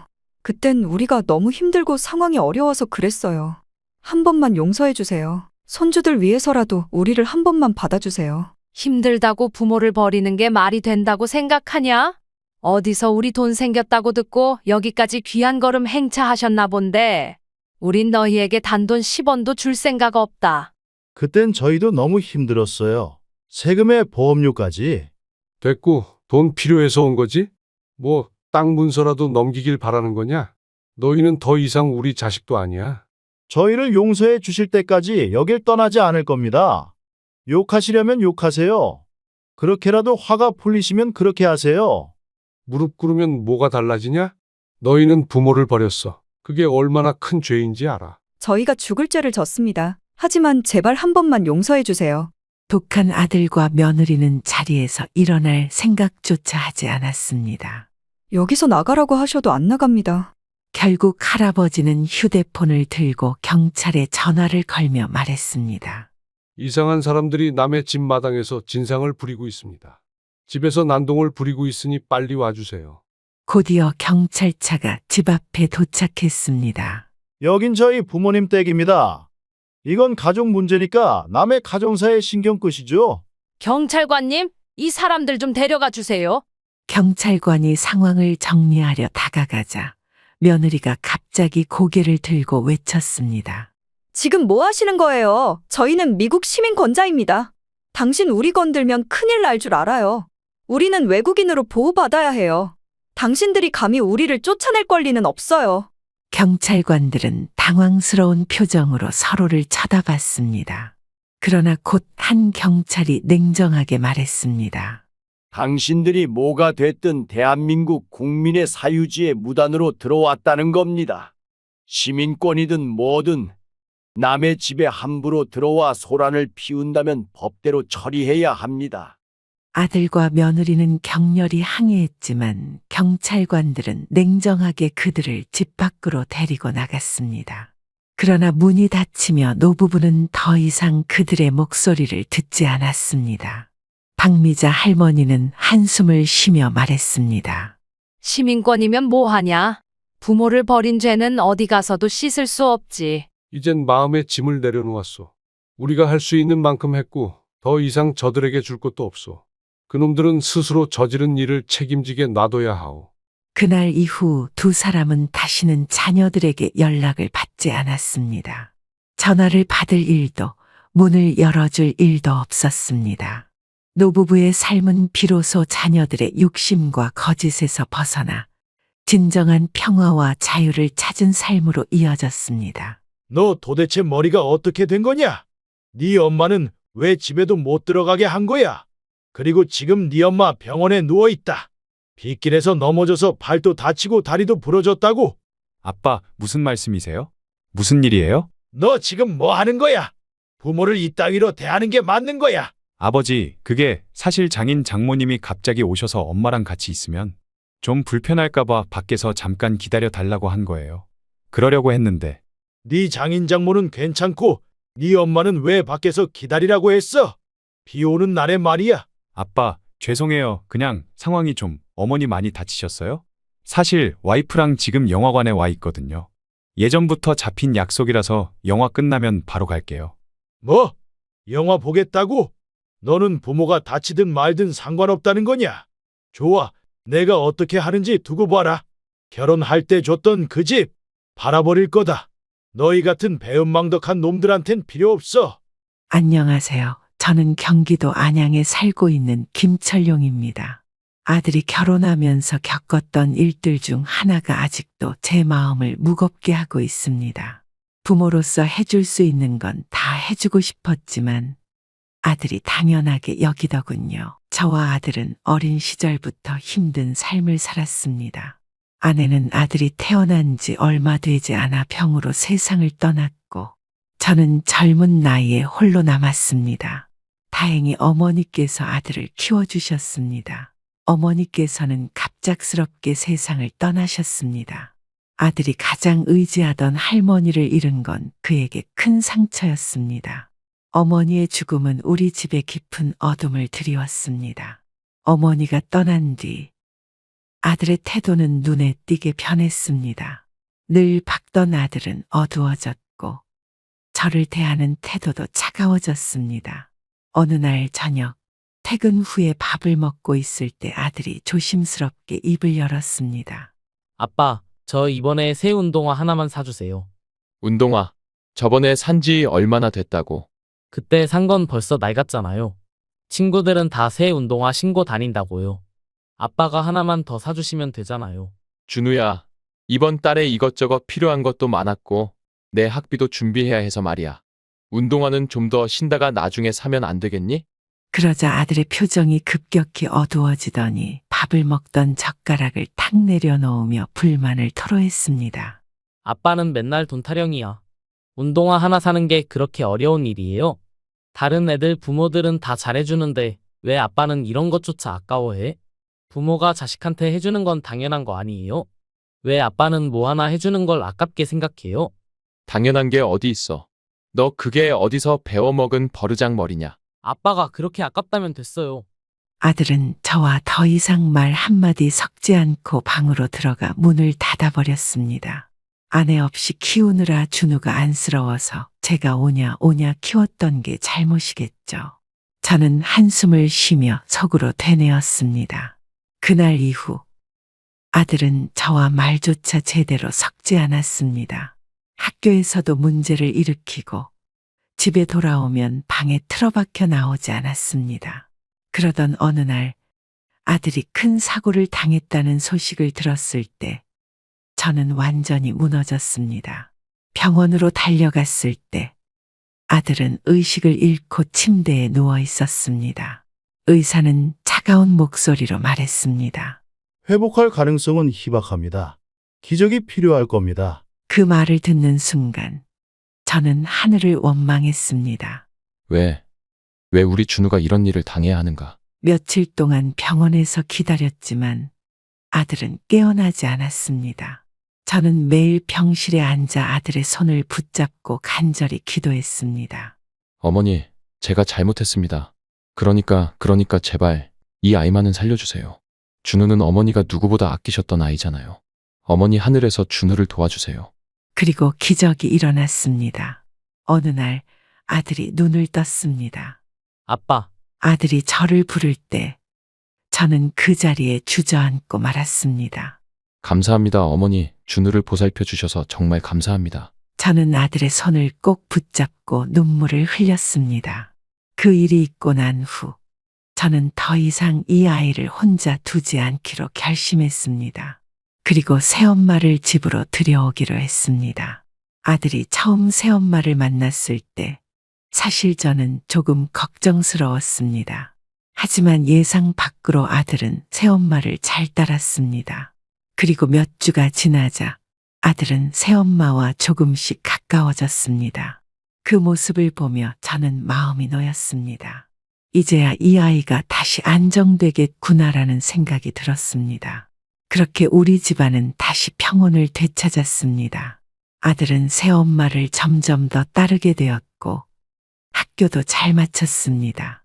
시간은 눈 깜짝할 사이에 흘러버렸고 어느새 아들은 성인이 되었습니다. 아들이 곧잘 알아서 직장을 얻어 일하는 걸 보며 저는 모든 것이 잘 풀리고 있다고 생각했죠. 그러나 이 평화가 얼마나 오래 갈지는 저도 알지 못했습니다. 앞으로 다가올 갈등은 아직 우리 앞에 도사리고 있었습니다. 아들이 성인이 되어 사업을 시작하고 나름대로 자리를 잡았을 때쯤이었습니다. 어느 날 아들이 제게 와서 말했습니다. 아버지, 어머니, 저 결혼하려고 해요. 저는 깜짝 놀랐습니다. 결혼? 갑자기 무슨 결혼이니? 어떤 아가씨니? 거래처 회사에서 일하는 분인데 같이 일하다가 마음이 맞아서요. 오래 사귄 건 아니지만 이제는 결혼할 때가 된 것 같아서요. 저는 잠시 생각에 잠겼습니다. 아들이 사랑을 찾아 결혼하려는 건 기쁜 일이었지만 마음속에선 조심스러운 생각이 들었습니다. 너무 빠르다는 느낌이 강하게 왔기 때문입니다. 얼마나 만났냐? 결혼은 쉬운 결정이 아니야. 상대가 어떤 사람인지도 중요하고 집안도 꼭 봐야 한단다. 알아요, 아빠. 저도 많이 고민했어요. 그런데 이 사람은 저랑 잘 맞고 저를 이해해줘요. 서로 진심으로 사랑하고 있어요. 저도 적은 나이가 아니니까 좋은 시기에 결혼하고 싶어요. 저는 한숨을 내쉬며 말했습니다. 그래, 내가 결혼하고 싶다면 아빠는 반대하진 않겠다. 하지만 서로의 가정 환경도 다르고 결혼하면 모든 게 달라진다는 걸 명심해야 한다. 언제 한번 소개시켜 주렴. 결국 저는 아들의 결정을 받아들였습니다. 아들이 예비 며느리를 처음 제게 소개할 때의 모습이 생생합니다. 아들이 결혼할 사람이라며 데리고 온 예비 며느리는 노랗게 탈색한 머리에 빨간 립스틱이 인상적이었습니다. 진한 향수 냄새와 손에는 여러 장신구들이 치렁거렸습니다. 안녕하세요. 처음 뵙겠습니다. 그래, 반갑구나. 이리 와서 앉아라. 아들 준우는 옆에서 자연스럽게 대화를 이어갔습니다. 아버지, 혜진이가 정말 열심히 사는 사람이에요. 네일아트 샵을 운영하고 있거든요. 네일아트라 요즘 그런 일이 인기가 많다고들 하더구나. 가게는 어딨니? 네, 요즘엔 많은 분들이 네일아트를 찾으셔서 이름 많아요. 가게는 강남 쪽에 있어요. 그래도 어린 나이에 자기 사업을 하다니 대단하구나. 저는 문득 혜진이의 손목에 시선이 머물렀습니다. 긴팔을 입고 있던 예비 며느리의 소매 사이로 큰 나비 문양과 알 수 없는 영어들이 살짝 보였습니다. 그 문신이 제 눈에 띄었을 때 잠시 말을 잊었습니다. 손목에 새겨진 그 문신은 예상 밖이었고 저는 순간 당황했습니다. 제 시선을 느낀 혜진이는 급히 손목을 식탁 아래로 숨겼습니다. 아내도 저와 동시에 그 장면을 눈치챈 듯 놀란 눈빛으로 저를 쳐다보았습니다. 혜진아, 그 손목에 있는 건 뭐니? 아내가 조금 당황한 목소리로 물었습니다. 아, 그거요. 어렸을 때 친구들이랑 멋모르고 했던 문신이에요. 그때는 별 생각 없이 그냥 재미로 했던 건데 시간이 지나니까 좀 후회되더라고요. 아내는 제 옆에서 조용히 있던 손을 내려놓고 혜진이를 바라보았습니다. 표정에서 느껴지는 놀라움과 실망감이 고스란히 드러났습니다. 그때는 제가 조금 방황하던 시기라서 지금은 별로 의미를 두지 않고 있어요. 후회도 되고요. 뭔가 마음 한구석이 무거워졌습니다. 아내 역시 말없이 저를 바라보았습니다. 그래, 아무튼 너희가 어린 나이도 아니고 결혼은 언제쯤 할 거니? 여자는 나이가 많으면 노산이라 힘들어. 그래, 준우가 어릴 때부터 아이를 참 좋아했는데 너희가 아이 낳으면 참 예쁘겠구나. 저는 흐뭇한 마음으로 말했습니다. 그러나 아들은 갑자기 차분하게 대답했습니다. 아빠, 사실 저희는 아이는 낳지 않기로 했어요. 아이를 낳지 않기로 했다고? 그게 무슨 소리냐? 애는 낳아야지. 요즘은 아이를 낳지 않고 사는 부부도 많아요. 저희도 그런 쪽으로 생각하고 있어요. 아이를 낳으면 많은 책임이 따라오잖아요. 저희는 그런 부담 없이 서로 행복하게 사는 게 더 중요하다고 생각해요. 아들은 진지하게 설명했습니다. 아이를 낳지 않으면 앞으로 둘만으로 어떻게 살겠다는 거냐? 저는 답답한 마음에 물었습니다. 그러자 예비 며느리가 나서서 말했습니다. 아버님, 요즘은 많은 사람들이 그렇게 살고 있어요.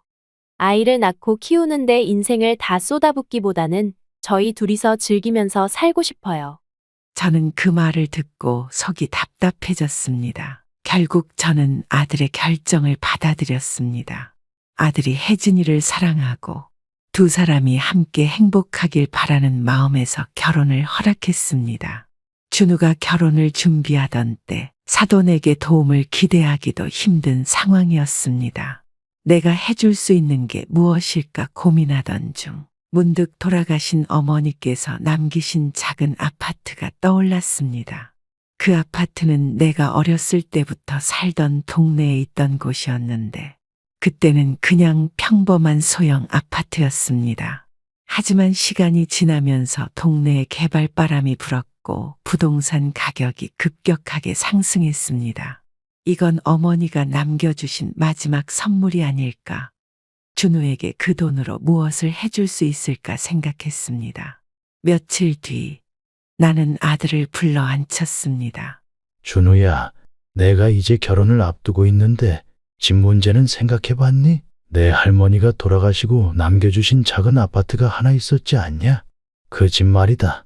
얼마 전에 부동산에 확인해보니까 그 아파트 값이 꽤 많이 올랐더구나.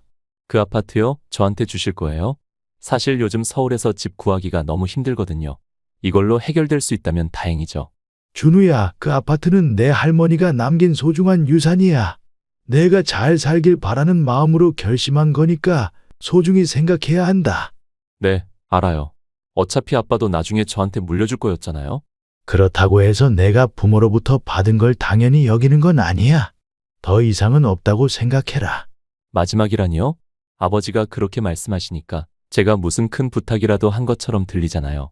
부모로부터 받는 게 당연하다고 생각하지 말라는 얘기야. 내가 이제 가정을 꾸리게 됐으면 스스로 서야 하는 거다. 부모에게 계속 기대지 말고 말이다. 요즘 세상에 어떻게 혼자 힘으로 다 해요? 아무튼 아버지 감사합니다. 그러니까 너무 걱정 마세요. 그래, 내가 알아서 잘 살길 바란다. 하지만 기억해라. 부모로부터 받은 걸 소중히 여기는 마음이 없다면 분명히 후회할 일이 생길 거야. 그렇게 저는 아파트를 정리하고 그 돈으로 아들에게 서울의 작은 아파트 하나를 사줬습니다. 결혼식은 무사히 치러졌고 저는 두 사람이 행복하게 살기를 바랐습니다. 결혼 후 몇 달이 지나자 아들은 점점 우리 집의 발길을 끊기 시작했습니다. 처음엔 일이 많아서 그런가 싶었습니다. 그러나 작년부터 명절에도 찾아오지 않고 핑계를 대기 시작했습니다. 아빠, 이번 명절엔 못 내려갈 것 같아요. 다음번엔 꼭 찾아뵐게요. 아들은 전화를 통해 간단하게 말하고 넘어갔습니다. 시간이 지나면서 아들은 우리와 점점 더 거리를 두었습니다. 아내는 아들을 이해하려고 했습니다. 준우도 이제 결혼했으니 자기가 알아서 하겠지. 우리도 너무 서운해하면 안 돼요. 준우야, 이번 추석에는 언제 내려올 거니? 아들은 잠시 침묵하다가 조심스럽게 대답했습니다. 아빠, 이번에도 못 갈 것 같아요. 또 무슨 일이니? 지난번엔 감기 몸살이라더니 이번엔 왜 안 오겠다는 거냐? 그게 혜진이가 발목을 다쳤어요. 병원에서도 당분간은 집에서 푹 쉬라고 했거든요. 발목을 다쳤다고? 언제 다쳤는데? 지난주에 계단에서 접질렀어요. 아빠, 혜진이가 통증도 심하고 병원에서 이동하지 말라고 해서요. 저희도 마음은 내려가고 싶은데 이번엔 좀 힘들 것 같아요. 너희는 왜 명절마다 무슨 일이 계속 터지니? 그럼 너 혼자라도 내려와야 하는 거 아니니? 저는 화가 치밀었습니다. 혜진이를 혼자 집에 어떻게 두고 가요? 다음번엔 꼭 갈게요. 아들은 더 이상 할 말이 없다는 듯 전화를 끊었습니다. 저는 전화를 끊고도 한동안 마음이 진정되지 않았습니다. 왜 저렇게 며느리에게만 휘둘리면서 매번 핑계를 대는지 아들이 예전 같지 않았습니다. 추석이 지나고 겨울이 깊어가던 어느 날 아내가 말했습니다. 준우가 요즘 너무 바빠 보이니까 제가 서울로 직접 가서 밥이라도 챙겨줄까 해요. 이대로 두면 끼니도 제대로 못 챙길 것 같아서요. 당신 혼자 서울까지 가겠다는 거야. 날도 춥고 무리하면 당신 몸이 더 상할 텐데 그냥 기다립시다. 준우 그놈이 와야지 당신이 짐까지 들고 어떻게 가. 하지만 아내는 이미 부엌에서 음식을 싸고 있었습니다. 냄비 안에는 진하게 양념된 갈비가 자작하게 끓고 있었고 그 특유의 고소한 냄새가 주방을 가득 채웠습니다. 아내는 국자로 갈비찜을 저으며 양념이 고기 속까지 잘 배도록 신경 쓰고 있었습니다. 갈비찜과 김치가 준비된 후 아내는 손을 닦고는 다시 마른 반찬을 만들기 시작했습니다.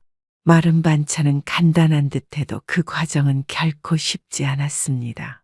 작은 멸치들을 볶아가며 깨를 뿌리고 약간의 간장으로 맛을 낸 멸치볶음은 아들의 건강을 걱정하는 아내의 마음을 그대로 담은 음식이었습니다. 준우가 저번에도 끼니를 대충 때운다던데 얼마나 걱정되는 일인지 아세요? 서울에 가서 밥이라도 제대로 해줘야죠. 그 아이도 이제 어른이야. 결혼도 했고 자기가 알아서 할 거라고요. 당신까지 무리할 필요 없어요. 준우는 몸만 컸지 혼자선 아무것도 제대로 못해요. 혜진이도 요즘 몸이 안 좋다는데 누가 그 애 챙겨주겠어요? 아내는 음식을 하나하나 깔끔하게 통에 나눠 담았습니다. 그녀는 각 반찬통 위에 뚜껑을 덮고 빈틈없이 포장하며 마무리를 했습니다. 모든 음식이 깔끔하게 포장된 후 작은 보자기에 차곡차곡 쌓여갔습니다. 아니, 이걸 다 들고 가겠다는 거야. 당신 허리도 안 좋은데 그 먼 길을 혼자서 어떻게 가려고 그래요? 버스 안 타본 것도 아니고 괜찮을 거예요. 나중에 힘들면 제가 연락할 테니까 너무 걱정하지 마세요. 아내의 고집스러운 표정을 보니 말린다고 안 갈 것도 아니었습니다. 저는 할 말을 잃고 그저 가만히 바라볼 수밖에 없었습니다. 도착하면 꼭 전화해. 서울 가는 길도 춥고 복잡하니까 중간중간 연락이라도 해. 걱정 말고 당신은 집에서 기다려요. 나중에 도착하면 바로 연락할게요. 아내는 짧게 인사하고 문을 나섰습니다. 저는 차가운 바람을 맞으며 서 있는 아내의 뒷모습을 보며 뭔가 잘못된 예감이 들었지만 말릴 수 없었습니다. 아무 일 없이 다녀오길 바라며 저는 그저 기다릴 수밖에 없었습니다. 저는 아내가 도착하면 연락을 주겠지 하고 기다렸습니다. 하지만 시간이 흘러도 아내와 아들 두 사람 모두에게서 연락이 없었습니다. 평소 같으면 도착했다는 문자라도 왔을 텐데 그날은 이상하게 조용했습니다. 저녁 무렵 불안감이 커져만 갔습니다. 저는 몇 번이고 아들에게 전화를 걸어봤지만 응답이 없었습니다. 아내도 마찬가지였습니다. 한참을 초조하게 기다리고 있을 때 갑자기 전화벨이 울렸습니다. 저는 급히 전화기를 들었습니다. 여보세요. 서울 시내 병원입니다. 혹시 이영자 씨 가족분 되시나요? 네, 맞습니다. 무슨 일이죠? 예, 환자분께서 넘어지셔서 팔과 다리에 타박상을 입으셨고 현재 입원 중이십니다. 머리를 부딪히셔서 뇌진탕 증세도 보입니다. 저는 전화를 끊자마자 허둥지둥 옷을 챙겨 입고 바로 서울로 올라갈 준비를 했습니다. 병원에 도착했을 때 아내는 응급실 침대에 힘없이 누워 있었습니다. 저는 떨리는 마음으로 아내의 곁으로 다가갔습니다. 여보, 몸은 괜찮아? 대체 어떻게 된 거야? 저는 아내가 다친 이유를 묻기 위해 조심스럽게 물었습니다. 당신 대체 어떻게 이렇게 다친 거예요? 준우는 만난 거예요? 아니요. 준우 얼굴 못 봤어요. 뭐라고요? 왜? 준우네 집에 도착했는데 갑자기 사돈이 오셨다고 하더라고요. 그래서 제가 들어가지 못했어요. 며느리가 저보고 들어오지 말고 밖에서 잠깐 기다려 달라더라고요. 뭐라고요? 사돈이 왔다고? 그럼 당신은 어디서 기다렸다는 거예요? 처음엔 카페에서 기다리려고 했어요. 그런데 길도 잘 모르겠고 카페에 들어갔더니 제가 가져간 반찬 냄새가 나서 사람들이 다 쳐다보는 것 같더라고요.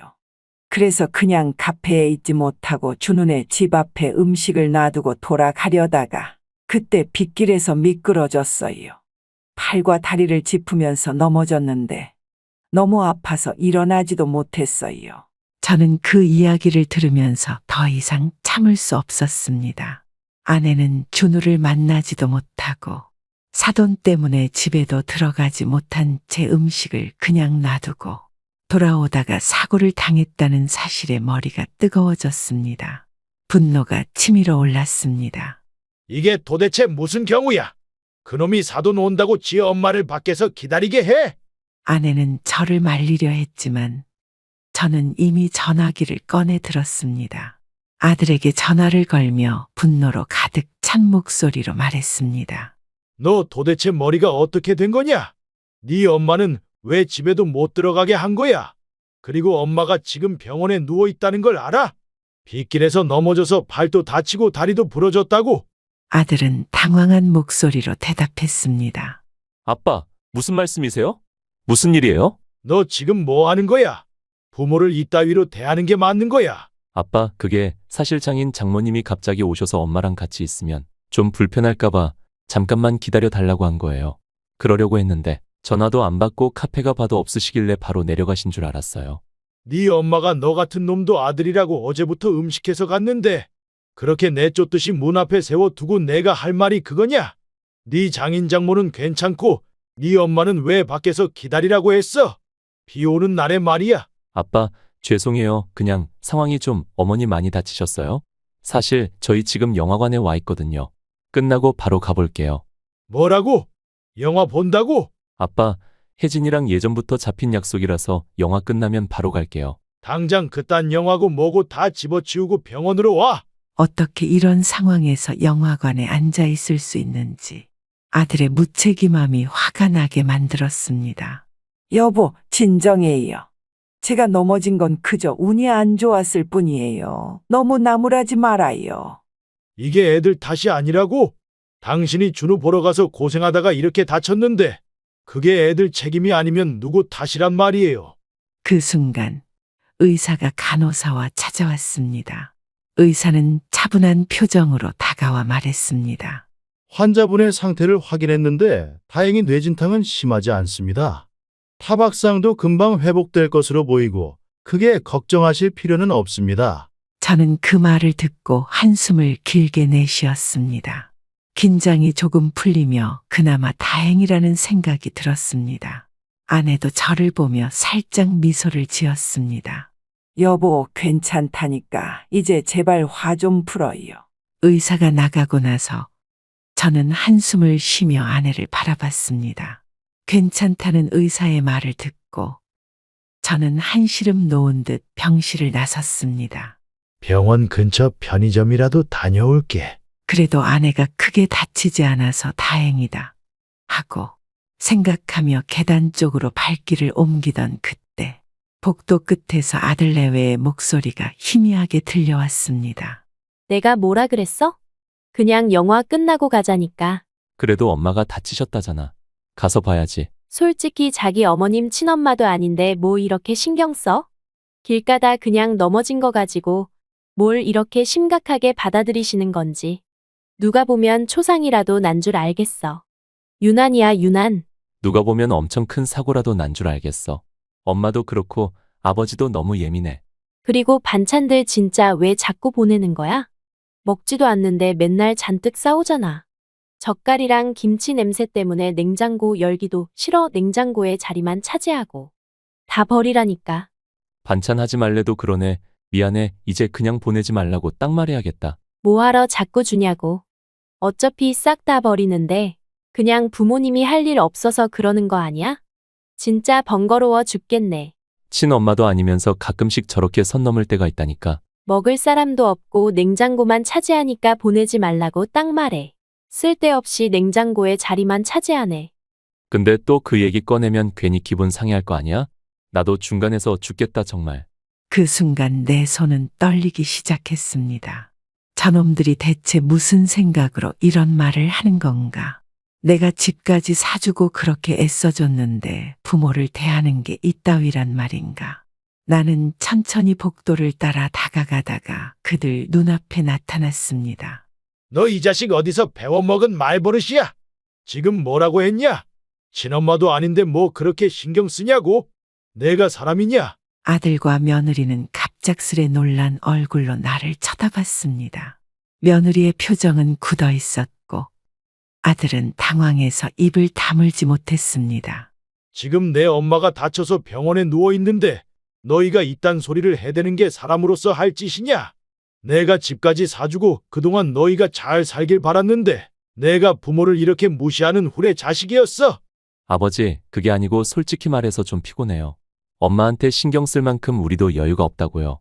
일하랴, 집안일 챙기랴. 아버님, 저희도 바빠서 그런 거예요. 오해하지 마세요. 그냥 저희끼리 한 말이니까요. 오해! 내 엄마가 너희 챙기겠다고 힘들게 만든 음식을 다 버리라고 하는 게 오해야. 너희가 그렇게 부모를 무시하고 하찮게 여길 줄은 몰랐다.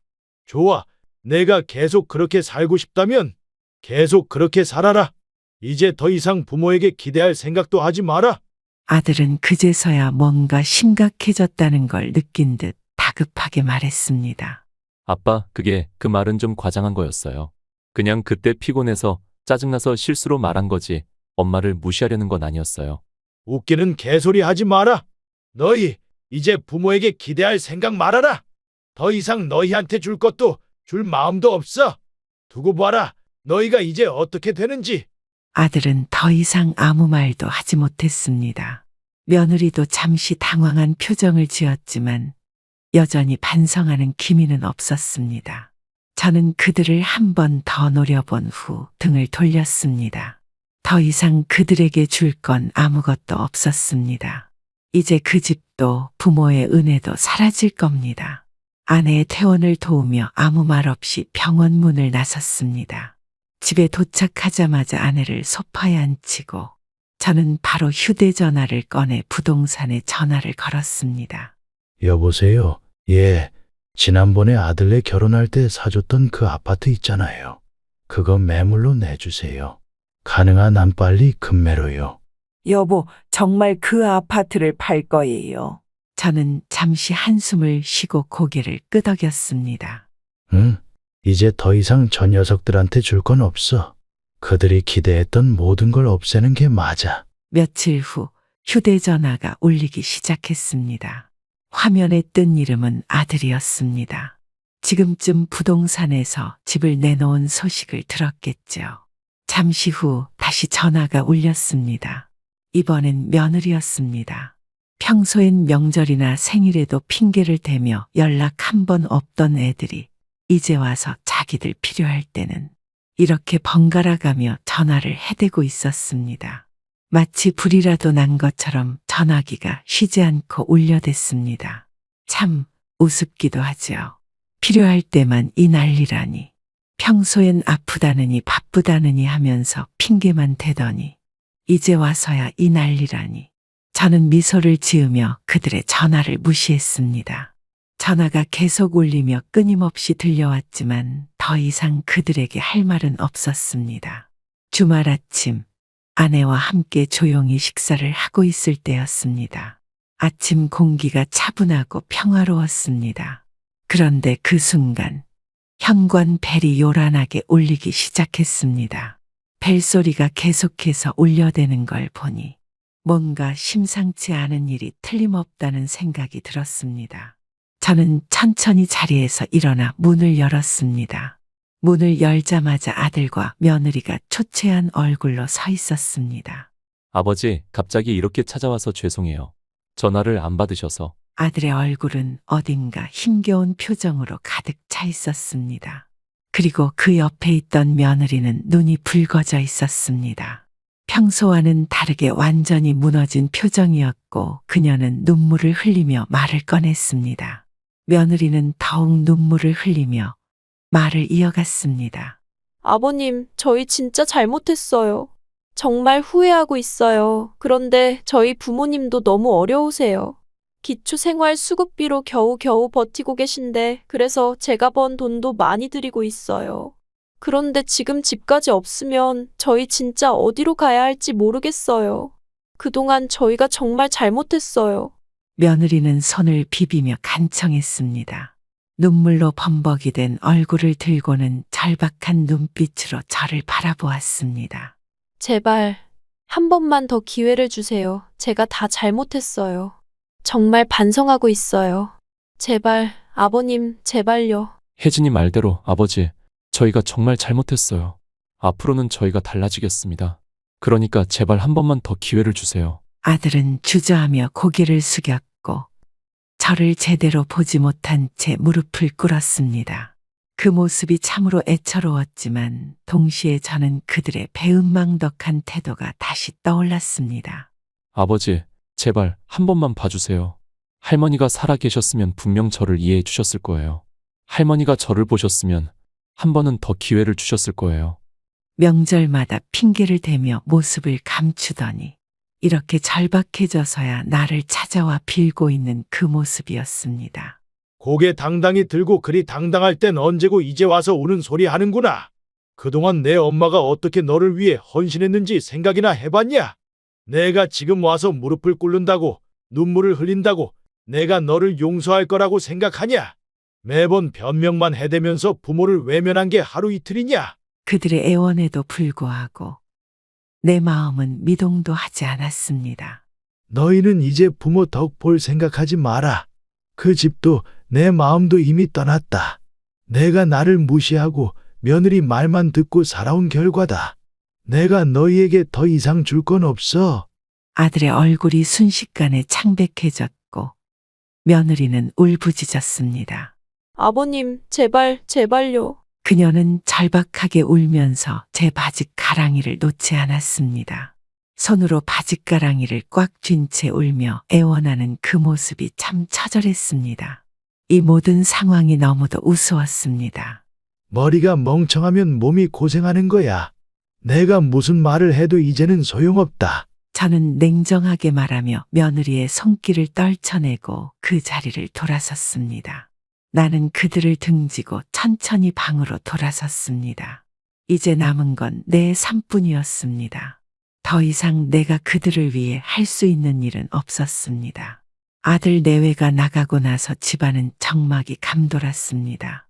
텅 빈 공간에 저와 아내만 남아있으니 모든 것이 너무나 조용하게 느껴졌습니다. 너무 오래 자식들에게 기대고 그들에게 내 마음과 정성을 쏟아부었습니다.